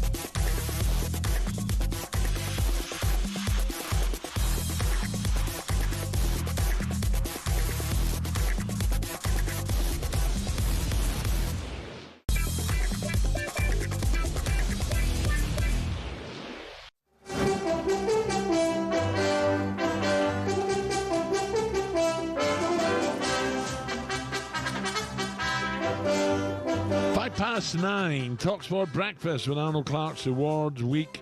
Save up to £1,000 in selected cars this week. Dino's here, Gabby's here, live from beautiful Cheltenham Racecourse. Saying that, just heard there might be a bit of hail again yesterday. We couldn't believe it, could we? Snow was coming down, but it soon cleared up and we're in for another great day's racing. Still to come before 10, it's been a positive week for the British clubs in Europe. Bar Liverpool, of course, and tonight we'll find out whether United, Spurs, Rangers and Chelsea, don't forget Chelsea as well, will join Arsenal and Villa in the quarterfinals of their respective competitions. Gabby, who do you think has a bigger impact since arriving at the club? Arne Slot at Liverpool, Nuno at Forest or Unai Emery? I'd say definitely Nuno at Nottingham Forest done an outstanding job this season. But I just think what Unai Emery's done at Aston Villa. What Unai's done at Aston Villa, though, Alan, I think Villa was 16th in the Premier League, and now he's got them. First season, got them into the Conference League when we didn't look like we were going to make it. Got us into the knockout stages of the Conference League, then into the Champions League, and now we're in the quarterfinals of the Champions League, the last 8 of the FA Cup, and we're 2 points off the top 5. Been an outstanding season and a top manager. Do you know? You've got to look at the circumstances they walked into. I think Arne Slot's walked into a Bentley, Rolls Royce, a machine that doesn't need adjusting. And the clever bit is he's not tried to tamper with it. I think Nuno's walked into a good situation where Steve Cooper spent 250 million on about 40 players. He got sacked, and then Nuno's able to come in because he hasn't signed any of them and just get rid of the ones he don't want. So he's thinned the squad down, got them playing a certain way, and they're all with him. Unai Emery's walked into a bad situation at Villa. I actually said they should keep Steven Gerrard going, but the players weren't scoring. None of them were scoring goals. They were struggling, and he's transformed Aston Villa into quarterfinals of the Champions League. So I'm going to say the manager of Villa. Unbeaten, 16 home games this season. Yeah. All competitions. I think he's done an unbelievable job. Yeah. OK, now though, can Arsenal repeat history in April and get past the Champions League superpower and into the semi-finals? Here's Henry getting clear.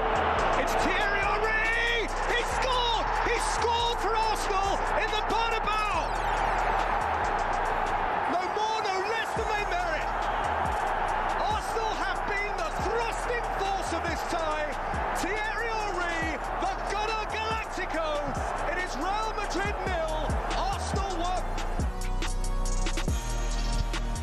Yeah, it's going to be, wow, two sides have met only twice ever before. In 2006, the Gunners advanced through to the last 16 of the Champions League, 1-0 in aggregate on the road to the final. Guys, do we give Arsenal a big chance here or not? Not a big chance, but I do give them a chance. Defensively, Arsenal are very good. They're going to hope Saka will be back. International break's going to help. There could be a chance of Saka getting back in there. But the only problem I've got with it, and you might agree, Dino and Alan, is playing at home first for Arsenal. What sort of lead you need to take to the Bernabeu? Do you know what I mean? You'd only go in second leg there, and you're not 2 goals up. Yeah, I think, number one, when you get to the latter stages of these tournaments, you're playing against the world's best forwards, the wingers, the strikers. You're playing against the world's best players. This is where you've got to have defenders who've got the tools to be able to stop the world's best players so you can win the game. Trent struggled against Vinicius Jr., didn't he, in the Champions League final? He kept getting inside him. If your defenders aren't good enough, you're going to struggle. You're not going to win anything. And I think Arsenal have got a good enough defenders when they're all fit to stop anybody. Rodrigo, Mbappe and Vinicius with Bellingham and Modric, Mendy and Valverde bombing on, you've got to have the tools to stop them. What about, you've got to score 2. What about Mikel? Do you think he'll rest any players in the Premier League in view of this tough game? Have you seen the teams that are trying to catch Arsenal? Arsenal aren't guaranteed top 4 yet. Do you know what I mean now? Like, they need to keep winning games because there's teams hunting them down. Man City are, Chelsea are, Newcastle, Brighton, Villa, Bournemouth still looking to get into that top 4. So he hasn't got that luxury. He had a chance to rest them last night, didn't he? And he did. He rested a lot of players last night. Yeah, they've got a chance out, but it's going to be difficult. You know, that second leg going to the Bernabeu, Real Madrid find a way. Last night, they found a way. Penalty shootout. You just knew they were going to get over the line. So I think Arsenal give themselves a good chance, but I just think Real Madrid have got too much quality. Okay, just have a quick look. We're just waiting for Jens Lehmann. We'll try and get Jens up as soon as we can. Tottenham AZ Altman. I think Tottenham go through here. I do. I think Spurs hope so. Through. I do. I hope so. United Real Sociedad again. I think that's tighter, but Rangers should not lose that lead against Fenerbahce, should they? Well, I mean, if I was Barry Ferguson, I'd say first goal is vital. Whoever scores the first goal, lads, if they score before us, this is going to be game on. If we can make it 4-1, it's game over. So that's first 15 minutes. But do you naturally, though, just like Villa did yesterday, first half, sit back naturally because you got the lead in the tie? It's hard. It's hard, mate. You don't come out swinging, do you? But you would say as the manager, listen, it's 0-0. Come on. Yeah. From the start. What about, so Gabby's Villa, let's focus on that just for a moment. Rashford hasn't scored yet in his 9 Villa games, but he has registered 4 assists and won the foul that saw a Bruges defender sent off after 16 minutes. Yep. And it is Bruges, and it's not Brugge. It's not Brugge. Okay. Club Brugge. Bruges, okay. Some people just make names up, don't they? Maybe they're trying to sound a bit different or something. It's a bit like Kiev, isn't it? You don't say, oh, it's a bit like chicken Kiev, do you? You chicken Kiev. It's like low block. Oh, mid block. Don't go there. Don't start. High press. Don't go there. Transition. I used to be giving the ball away. Al, do you know what I noticed yesterday, though? Once Asensio come on, Rashford was a different player. It's like the better player he plays with, and Asensio's style of play just suited Rashford yesterday. I think Asensio's a top player. 7 goals he's got in 5 games now for Aston Villa. His last 5 games. Outstanding signing. Marcus going to get back in the England side. Let's see what the boys on the numpty bar said. Oh, no, not them. O'Hara and Cundy discuss whether he's in line for an England recall. Dumb and dumber. Tuchel's going to name his squad on Friday, in 2 days' time. Would you put Rashford in it? I think it has to be on his mind. It has to be on his mind. Mate, he's top player. Whether it's enough, whether he's seen enough right now, because it won't be based on what he is. If he puts him in the squad, it's not going to be based on what he's seen in a Villa shirt. It's going to be based on what we know he can do. Yes. And for the last 18 months hasn't done, yet the last 6 weeks, is it even that? Yeah. 6 weeks-ish, yeah, has done. I don't know, I think sometimes you've got to be brave. He might want to wait until the summer. There's 2 games in the summer, in June. He might want to wait and see what more can come. I agree. I tell you what, Jason, he leads that programme, doesn't he, Jason? He's carrying it, you're saying. Well, I think the Chunk, Chunk's clearly the junior partner there, isn't he? Who's the competition for Rashford? What, like the wide plays for England? Gordon. You just go through them. You know, and then you think Gordon, Eze's a good player. Yeah. Gordon, Yeah, Grealish, you never know. Thomas Tuchel could call him up, even though he hasn't had the games on he would have wanted. But I just think I agree with Jason there. Maybe this one is too soon. Maybe Tuchel says, let's see what you do over the next couple of months, and calls him up for the summer games. You'll agree with me on this. Do you not think good players can play anywhere? Yeah, obviously they're better at certain positions, but if you really need someone to fill in, he's a very good player, they should be able to do that, yeah. How can Marcus Rashford not play centre forward then? I like him as a centre forward. People keep saying he's better left. I like him as a centre forward. Well, you were a bit centre forward. I played on left, left, but I hate you playing on the right. And you see yesterday and a few times this season, Morgan Rogers played on the right, and you can just tell he's not the same player as he's on the left or in the middle. Do you know what I mean? I hear what you're saying. Players can play anywhere, top players, but you've got to suit your position. It's like you as a striker being told to play on the right wing. You wouldn't have liked it, would you? No, I'd done it, and I got asked, and I never liked it, playing on the right. But I always, because I used to run from in to out. So I used to make runs from the centre of the pitch, in behind the fullbacks. Lovely, mate. Yeah. When I'm on one side of the pitch, I couldn't do that. You can only run in. Yep. Are you saying you could play centre half? No, I'm not. I mean, you know what I'm saying. Like, you can't play... You know what I'm saying? Good play, like Messi. Messi can play. Where's Messi play? Yeah, but what's his best position? Where does Ronaldo play? If you put Messi left wing, you wouldn't like it, would you? Well, I think he can play anywhere. Yeah, he could, but he wouldn't like it. He'd find a way. Henri, find a way. You see what I found out about Rashford, though, Alan? Being at the game last night and hearing the fans, he's getting so much love. And he's feeding off that. He's tracking back. He's hungry. All the fans around me are saying, "Oh, so I've said that before. A Rashford goal will be amazing to top off that performance." Shouldn't it be the other way round? What do you mean? Well, I'm going to work hard and I'm going to be hungry, and then the fans will like me. Yeah, but as a player, you do feed off that love, don't you, Al? Well, I think that's what a good manager. It's not just tactical. Yes. I think a good manager, knowing who you've got to get into, stuck into, and knowing who needs an arm around them. I think that's a big part of management. Leaving Manchester United has been the best thing for him. So your managers, think back, Al, right? Your managers, did they ever tell you to stop scoring and stop working hard? No. You didn't really. You only need a manager when you ain't scored for 8 games. Yeah, but also, it's nice to say, "You all right? You carrying something? You're not telling me something?" Dino, come on, you want to play players that need that little arm around the shoulder. Yeah, everyone's different. I know what you mean. I think Dino was cruel as a man. If you put the arm around Jamie when he couldn't control the ball. I can't motivate Jamie O'Hara as much as he can motivate himself. So when you're a footballer, the reason you're playing at the highest level is because you're self-motivated. The drive in you to not lose the battle you put against the people you're playing against and to actually do well and win things, it's either in you or it's not. Jamie takes things to heart. When you said your piano needs tuning, mate. Well, I was right. So you see, Dino, I could have said a grand piano. Dino, he had a piano on his back. When Jamie, he couldn't get the ball back, could he? He had a good left foot, but he couldn't get the ball back. Would you not put your arm around him after the game and say, just keep trying to get the ball back, mate? Would you not give him a bit of love? I did. I got sacked. With that, 9:15.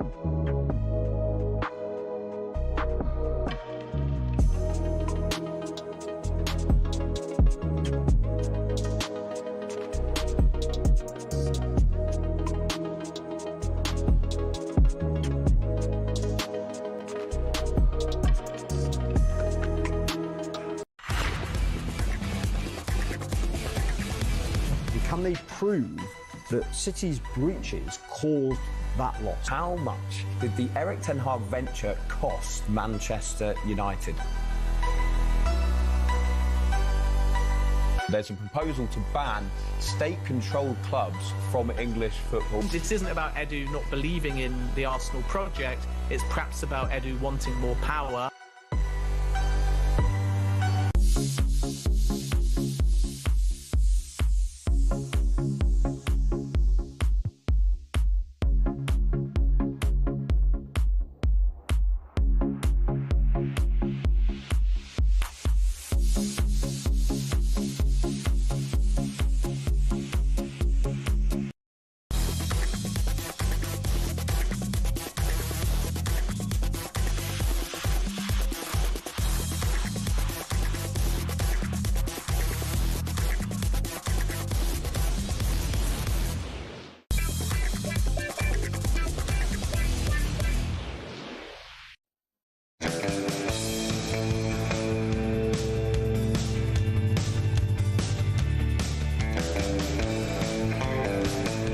Okay, 9:20 on talkSPORT.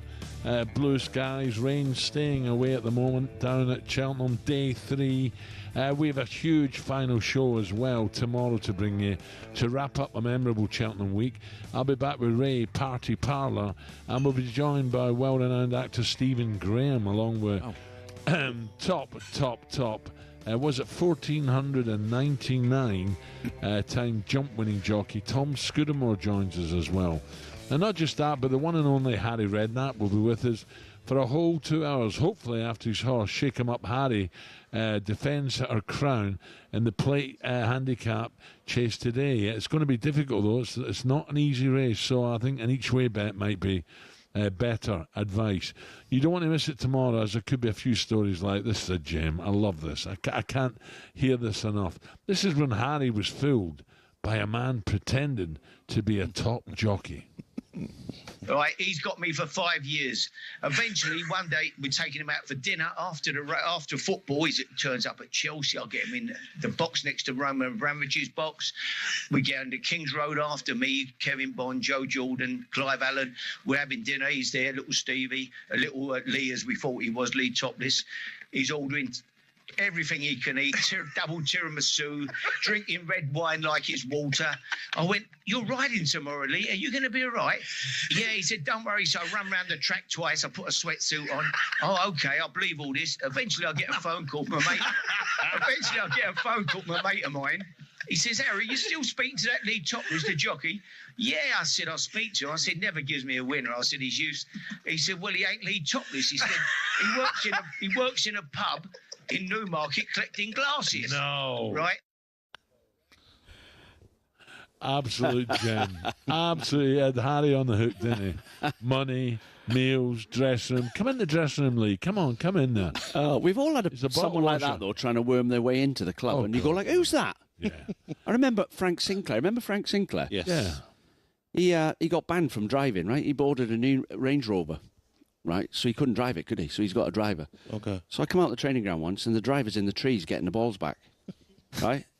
The next day I said, "Frank, you know, you can't come on the training pitch like your driver." He goes, "Oh, I'll have a word." Next day, he's crossing balls for the goalkeeper. He was hanging crosses up. I went, "Frank, seriously, have a word with him, mate." He's having a laugh, like he's crossing balls. "Yeah, all right, I'll have a word." Next day I come out, he's got the full training kit on. He's gone in and said to the kit man, the gaffer said, "It's all right if I put some training kit on." So the kit man's give him the kit. And yeah, the best laugh ever. So he gets on the bus Saturday. You know, at the ground, we were leaving. He gets on with his bag. I said, "Frank, tell your mate he's not getting on this bus." He said, "Gaffer, I've had a nightmare." I said, "What?" He said, "Well, you know, I was banned from driving for 6 months." He said, "I got a letter off the DVLA. Said I've only got 6 points. I weren't banned in the first place."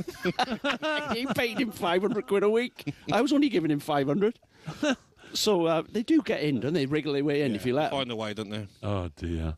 Right, here we go. 9:23. Let's get the latest sporting odds with our friends at Coral. The Coral Daily Download on talkSPORT with Coral. We're here for Cheltenham 2025. It's too big to miss. 18+ gambleaware.org. I'm joined by Dave Stevens again. Steve-O, good morning. Good morning, Steve. Morning, Steve-O. Gentlemen, a very, very good morning. The Lee Topless story in full. I'm sure talkSPORT will put it up somewhere on the show. It is brilliant, isn't it? Yeah. It is vintage Harry. We'll come on to Harry's horses he's got running this week a bit later on. But, Gab, we've been building up to this. We've got to go through this Champions League betting. Yes, please. Let's start with at the top of the betting. PSG now favourites to win it. Favourites? 100 to 30. They've never won it, obviously. Barcelona and Real Madrid could be the final, both 7 to 2. Bayern Munich 5 to 1. Arsenal 6 to 1. Inter 16. And then finally, Gab, we get Aston Villa at 28 to 1. I want you to tell me, Gab, I've got no team in this. I'm a Portsmouth fan. I'm looking for a team to support in this last 8. Why should I be backing Aston Villa in this Champions League? Sell it to me. Okay, here's one for you. Villa finished in the top 8 in a group stage. Villa won 7 out of their 10 Champions League games, scored 19 goals and kept 5 clean sheets. Put the phone down. What are you reading out? Put the phone down. And kept 5 clean sheets. That's why. They've got a manager who's been there and done it in Europe, won European trophy, Unai Emery. He will have a plan for PSG. Will it be difficult? Will we have to be lucky? Of course. Difficult game, but why not? Yeah, if Arsenal played Villa in a two-legged game, how can Arsenal be 6 to 1 and Villa 28 to 1? Because Villa could beat Arsenal at any given day. Yeah, but Aston Villa have got to get past PSG. So that's what's been. And they are 9 to 4 to do that, by the way. 130 on PSG. So we're not massive price Villa, Gab. We're giving you plenty of respect, I think. And then in the other one, and I've just been speaking to Simon, who is an Arsenal fan, and even he thinks 11 to 8 Arsenal to get past Real Madrid is plenty short enough. 8 to 15 Real. They just find a way in this tournament, don't they? I don't know. We say, well, they were lucky with the double kick on the penalty. Dino, I'm with you. It was a foul, wasn't it? Or, you know, he kicked it twice and we touched it twice. And well, don't start it up again. You know what? That was gone. Both of them games are going to be top games, aren't over 2 legs. I don't think there'll be a lot between the two teams over 2 legs, but I would say, obviously, the odds PSG and Real Madrid. Isn't it? We've been saying it all year, this new format of Champions League. It's thrown up 4 brilliant quarterfinals where we're all excited about. Look, in terms of tonight's matches, Man United still got a job to do. They are 2 to 5 to get past Sociedad at 7 to 4. But like I say, still a job to do. Likewise, Spurs 8 to 11 to get past Alkmaar, who are even money to get through. And this is one, if Ali's listening, he is worried about Rangers' home form. And he was talking us through it earlier in the week. And it is terrible. And as a result, Fenerbahce are 11 to 8 favourites to win at Ibrox tonight. No. To win, but with that first leg lead, Rangers are 9 to 1 on to qualify. Fenerbahce 5 to 1. Mourinho. What price are Rangers tonight then? Rangers are 17 to 10, and the draw is 27 to 10. There's a treble. Rangers, Man United, Spurs. To all qualify. Yeah, tonight. I don't think you get much on that. Good odds. My laptop has now decided to pack up, so we'll come back to that one. But Shakes, we took a bit of notice, Dino. It's like your suit, second hand. Dino, can you open that window? We'll get the stepladder out.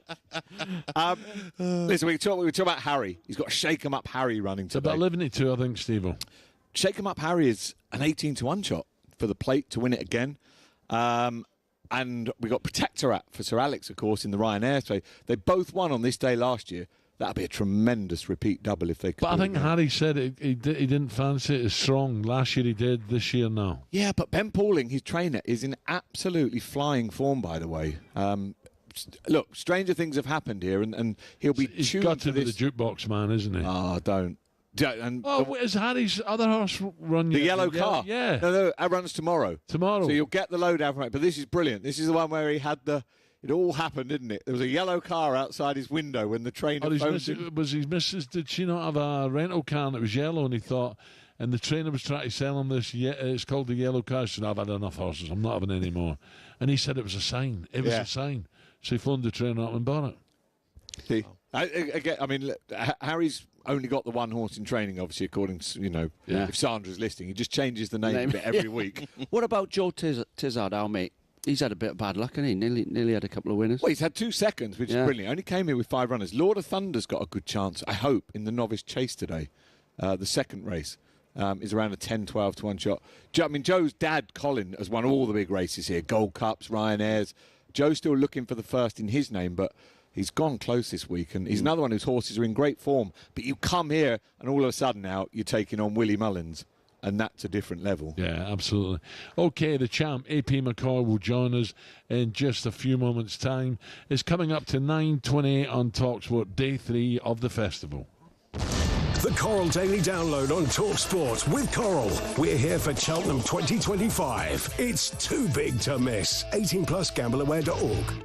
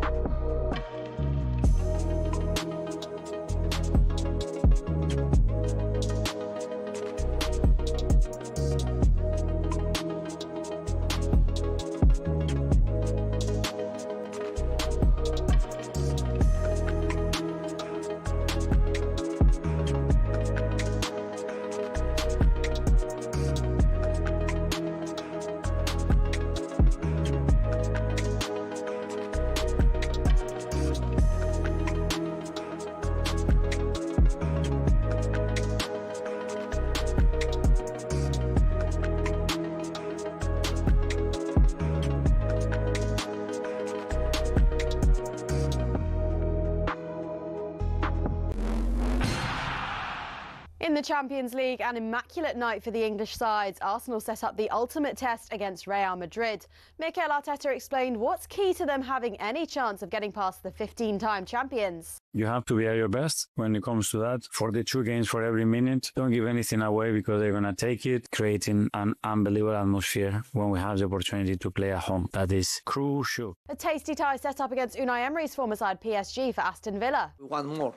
And we want now to compete against the better team in the world, the better 18 they are in the Champions League for the quarter final.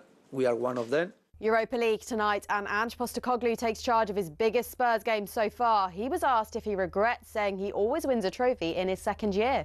People have sort of used it for their own purposes in suggesting I'm making a bold claim, but I wasn't. I was stating a fact. Now, if that doesn't happen this year, then I can't say that anymore. If I'm asked next year, can I? Most of the conversation ahead of Man United's second leg against Real Sociedad has been about their new stadium, but one man isn't bothered, and he's the United boss, Ruben Amorim. It's an amazing stadium, like should be, but it's in the future.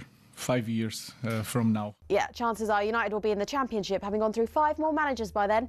Listen to that one from 8 p.m. on talkSPORT, and we'll keep you updated on Chelsea's Europa Conference League second leg against Copenhagen.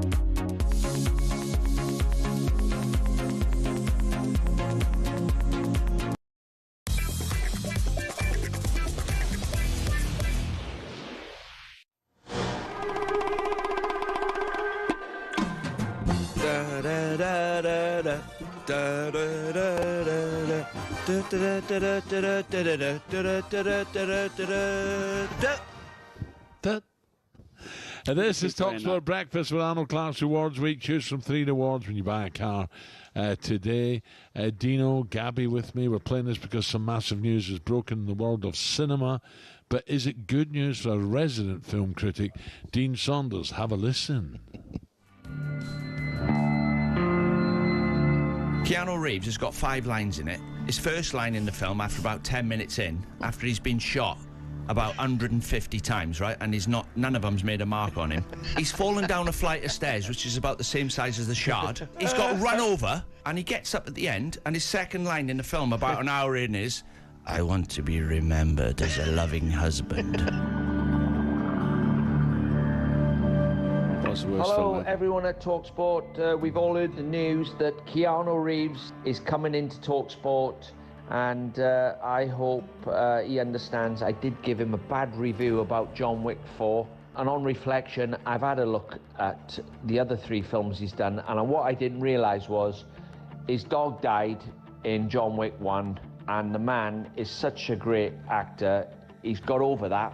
He's come back and made 3 other John Wicks, and I have to say, I've changed my mind completely. It's a brilliant film. What an actor. And good luck to Keanu. Hopefully, he'll sign my pictures when I come in later.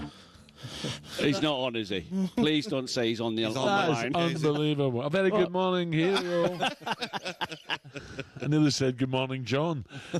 Dino there backtracking on his initial review of John Wick 4 when he found out that Keanu Reeves was set to come into the talkSPORT Towers. The top movie boss has revealed that a 5th John Wick is in the works. Well, Dino, can't wait to go and watch that. Horrendous. I'm sorry, it's not for me. No, I hope that, I don't want to spread bad rumours, but he walked into an art gallery, Keanu Reeves, right? There's 6 SAS men with machine guns, and all he's got is a piece of wood, right? They must have shot about 1 million bullets, and he's opened his jacket, and he's got one of them jackets that deflects bullets. It's the worst film I've ever seen. Not one bullet hit him. Dino, you got smash the place so many up. People listening, and then you're just costing the film. Can't do that, mate. I'm saving the public money by going to watch it. Rubbish. My next one's Bridget Jones's Diary. Don't worry about that. That's worse. The boy, was it the boy without the... What's it called? I had it written down here. Have a look at your notes. Check your notes. Yeah, it was check your notes. No, it's called The Man About the Boy. Oh, yeah, that's it. When have you started being our talkSPORT film critic? Well, like Ollie asks me every time I'm on, watch a film, or you're not coming on. Okay, 9:37, time now to welcome a legend of racing. Cheltenham winner 31 times, 2 Gold Cup wins, a Grand National win, 20-time champion jock of the year, Sir A.P. McCoy. Tony, very good morning. Morning. You all right? Morning, A.P. You're not a bit tired, to be honest. You all right? Yeah, I'm all right, yeah. You've not started the old Dom Pom, have you? No, I'm thinking about it, though. Apparently it's been tried for everything but works for nothing. That's what I was told once. Have you? You had a long day yesterday, didn't you? Yeah, I was busy yesterday. Left about 7:30 last night, so yeah. But at least you missed the traffic. Traffic, the time is murdering it out of here. Yeah, and it's not exactly work, is it, when you think about it? We're not doing it. Well, it's not work, is it, Al? It's not Of really. course it is. You think I enjoy this? The company's hard work. What were these two numpties?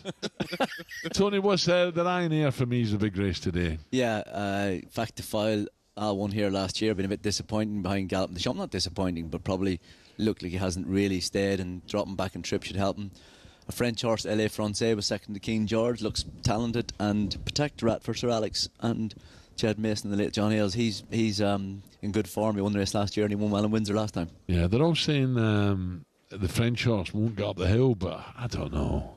I don't know how they know, because he hasn't tried before. So He jumped beautifully at Kempton, didn't he? I know it's a different track, but he jumped beautifully. He did, and he was very quick through there and all that. And you don't know until you try. I say we're all experts in all these sports, but you don't know until you actually see it. And but I do think the race could set up well for Fact to File. I think the way the race will be run, he has got plenty of stamina to be run at a good pace. So I think Fact to File deserves to be favourite. And the ground perfect.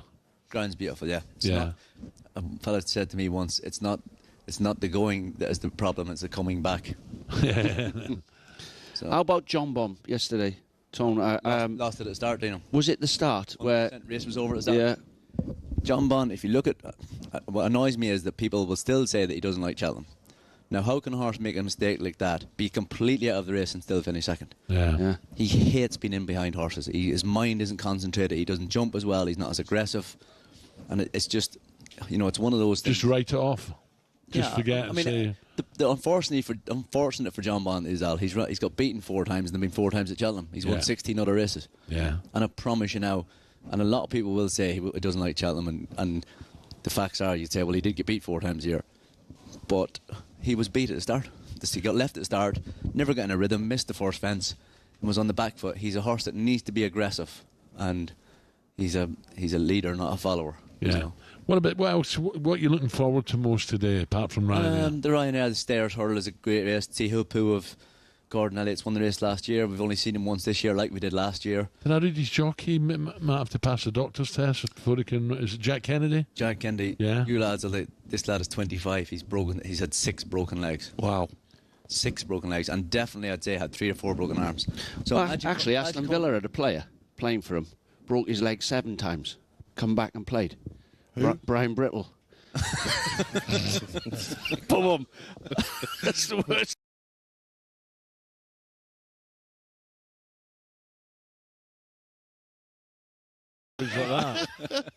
But like, it's mad to think that a lad of 26 in this sport has broke his leg 6 times. I know, horrendous. And look, he was champion jockey in Ireland last year.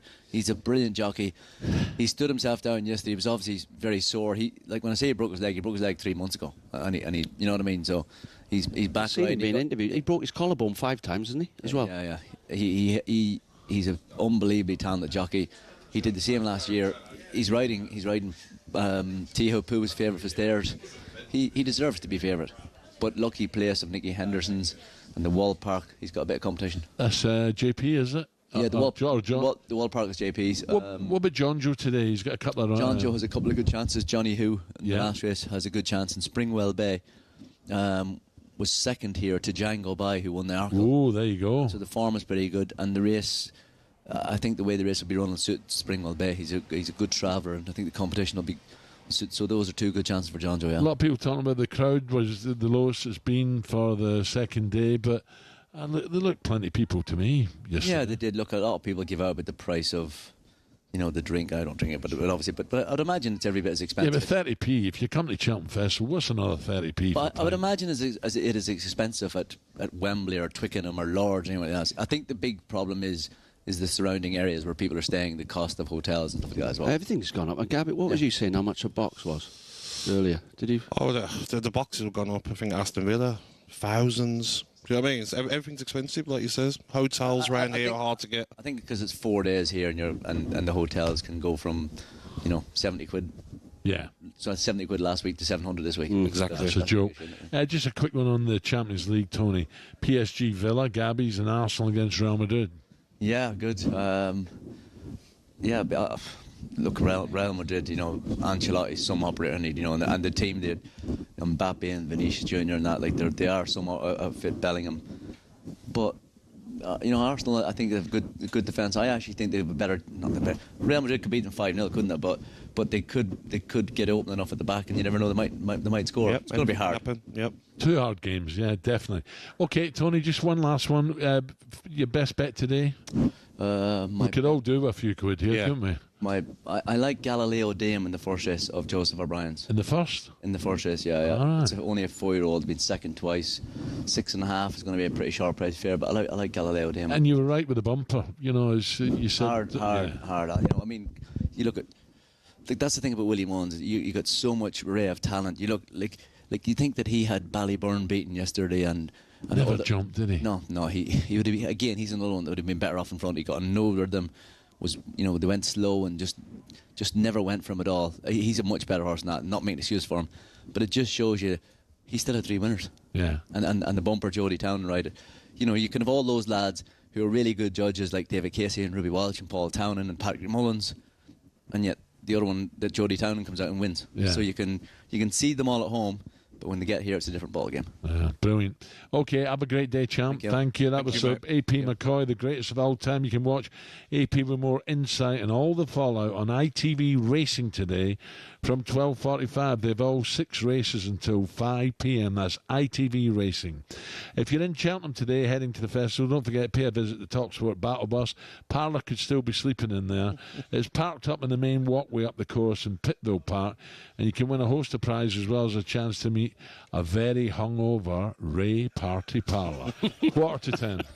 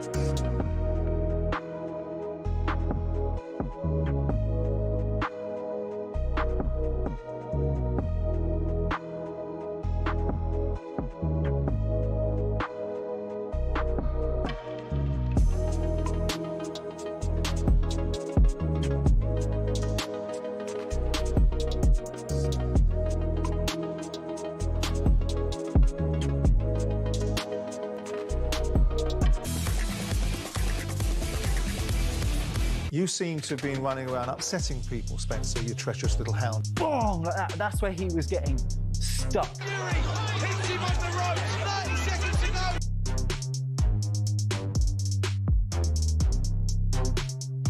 Opinions are opinions. They're like backsides. Everybody's got one. I stand by that. I still think it was a terrible decision. Well, it takes 2 to tango.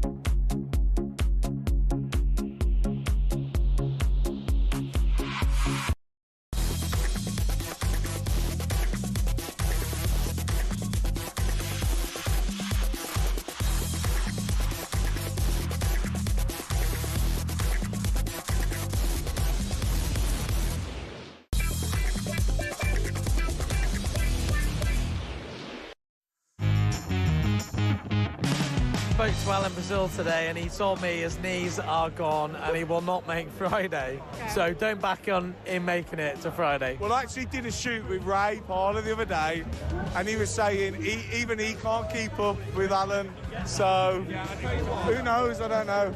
What I will say is that he's a stayer, Alan. So I'm really expecting that he'll be able to do the full 5 days this year, and actually get up every day as well. I mean, I saw Coral were given 6 to 4 for him to do all 4 days. There's no chance. He won't be on this morning. You sure? Because he missed it last year. I think this year he's going to go all out. Well, he must be starting drinking a bit later this year, I think. Would you put money on Alan Brazil making it to 4 days of Cheltenham? No. Waste of money? Waste of money, no. That's free money for the bookies, that. Oh, you silly fool, you. Do you think you'll make the trip, Al? It's a tough course. Will you get to the line? Of course I will. Is it better or it's downhill? Done. It's downhill. I've got the old Romeos. I've got the cigar out. You're leaving early. 3 o'clock. Oh, sorry. Yeah, but you can't leave. You got to stay to the end, mate. No, you don't. What can go wrong, Gab? What? Between now and tomorrow morning breakfast show. The only thing for me that can go wrong is Ray Parler. Ray Parler gets in the same drinking school as Al. Let me tell you, Ray's gone at the game now. Has he? He's gone. He's gone. Yeah, he's peaked too early. Just seen him yesterday. Do you think he's training too much? He is training a lot at the moment, you know. Dehydrating himself, and then it's costing him. Yeah. And he's easily led. The thing is, he tells a couple of stories on the mic, you know, and he's very entertaining, very. But what we're doing today is small. You know, we've got 10 minutes between us. He'll then spend the next 3 hours telling all these other football stories. Honestly, you see people walking away shaking their heads. I wish he'd shut up, you know. Anyway. You know about that, don't you? You like a story, yeah. You like a story. Yeah. Right. talkSPORT breakfast, Dean and Gabby. I've enjoyed today, boys. Really have. Tomorrow could be a monumental day in the history of radio broadcast. What do you mean I could make all 5 days? I've done it before, for God's sake. Don't forget, you find out if I complete all 5 days of Cheltenham for the first time ever from 6 a.m. tomorrow morning. I'll be alongside Ray Party Parler, Harry Redknapp, and we'll be joined some big names. Stephen Graham, fantastic, and Tom Scudamore as well. So I look forward to it. Great show. Yeah, but no. Don't I say well done to you, Al, already? I'm not there yet. I'm not there I yet. think you're there. You're more or less over the line. No, my daughter's had a few quid on me making all 5, so she said, Dad, you better get to bed early. Go on bed. Al, what's the key, though, to working so hard the way you do? The key is thinking Sunday I'm getting on a plane to Marbs. That's the key. Okay, that's been nice. You've got leather liver. Leather, made of leather inside. Hereditary. I think the last time I seen a doctor said scarred liver. Marbs. I don't think you're allowed to call it Marbs, though. No, I don't. I'm too old for that. You're right. You can't, mate. Yeah. Marbella. You're right. I'm too old for Marbs. Yeah. It's like, at least I don't kid myself, Gab. You heading off to Magaluf. You're not heading off to Ibiza. You're on that Ibiza, spraying champagne over everyone. Yes, he wasting money. I've been to Ibiza once, never been out there. Versace vests and all that, and gives it. Versace. Yeah. Versace flip-flops. Yeah. And a toilet bag. That's the chunk, not me.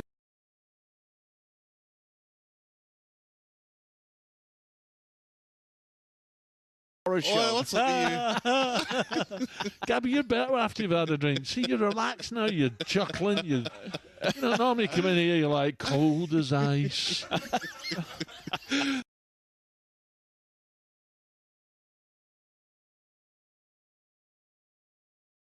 Their club out in the garden.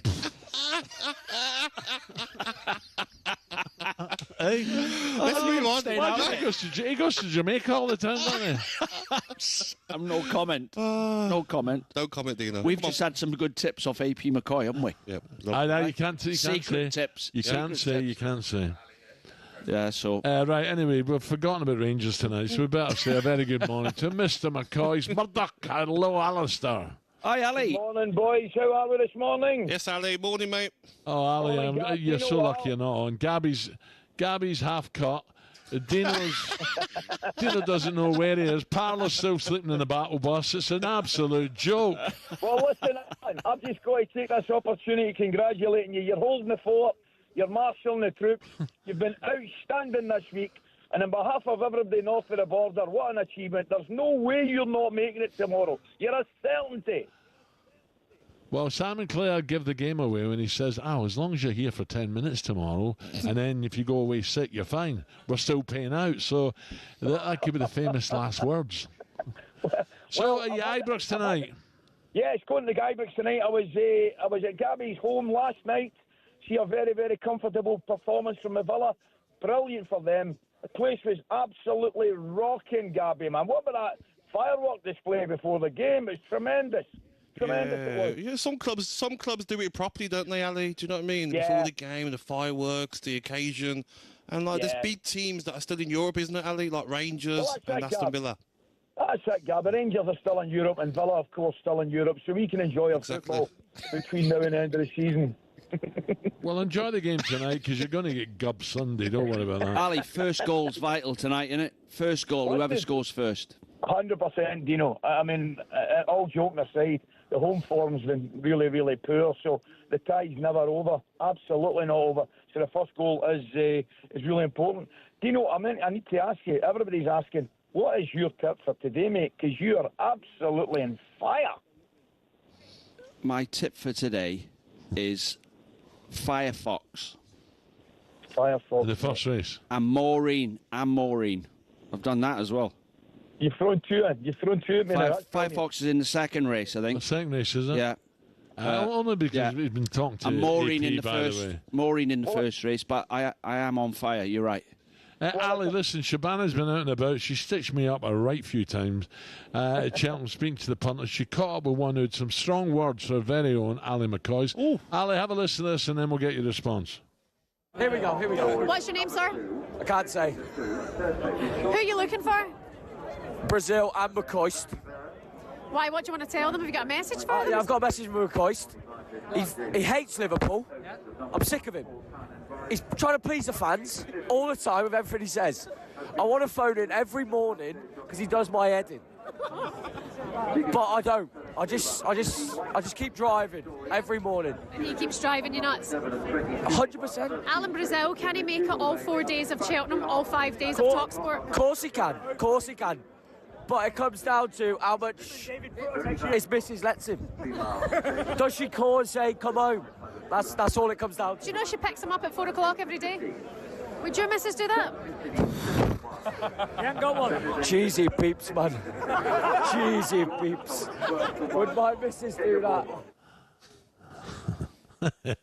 Ali, there's no pleasing people. That was harsh. Hey? That's extremely harsh. I've only got one thing to say. I've only got the one thing to say, him, and that's up the toffees. Ali, good luck tonight, pal. Top man, Coisty. And good luck next week. You're doing every day next week, aren't you? Absolutely, Al. You're giving me tough shoes to fill after your performance this week, mate. It's not over yet. Don't worry, it's not over yet. Ali, have a good one, mate. Thank you. Top Cheers, man, pal, Ali. and good luck next week. Ali McCoy, he's doing it. He's hosting breakfast. I've got a little week off next week. He works hard, Ali, doesn't he? Oh, he's incredible. He travels like non-stop around Europe. How have you got holiday? Have you done all your holiday time? Gabby, you don't. Have you nicked another week? You do not know what's in my contract, okay? I will find out. No, you won't find out. I will. And in his back pocket, mind you, there is a pretty lady who does the contracts, and Gabby seems to be very close with her lately. This guy, what's up with him? Alan said to me the other day, without Brazil, there's no talkSPORT. Don't worry about that. No. That's in his back pocket. That's not fair. That's what he told me. But Gabby, I'm allowed 6 weeks holiday a year. 6 weeks? Yeah. You've had about 12 weeks already, though? I have not. Mate, yeah. I said this year from January. You've got to look into it, mate. I'm going to look into it. Well, it's only March, isn't it? We're all right. So. Where are you going again? Marbs? No, I'm going to Malaga Airport. You deserve it. I bet you're off soon as well, aren't you? Yeah, next week as well. Are you? Private jet. Mallorca. Private jet. No. Oh, you mean that hour and a half from Birmingham, that flight? Hour 35 from Birmingham to Mallorca. I tell you what, Concorde, is it? Concorde. Away you go on it's hour 35. An hour and 35 to Mallorca. Not a hope in hell. Ryanair or EasyJet from Birmingham Airport 1 hour 35. Gab, the way you're getting on, you won't get in them seats on Ryanair. I'll need a seatbelt like you. Can you bring your own seatbelt with you? No. The last time I went for a pee, my chair came with me. I couldn't believe it. Right, have a great day, everyone.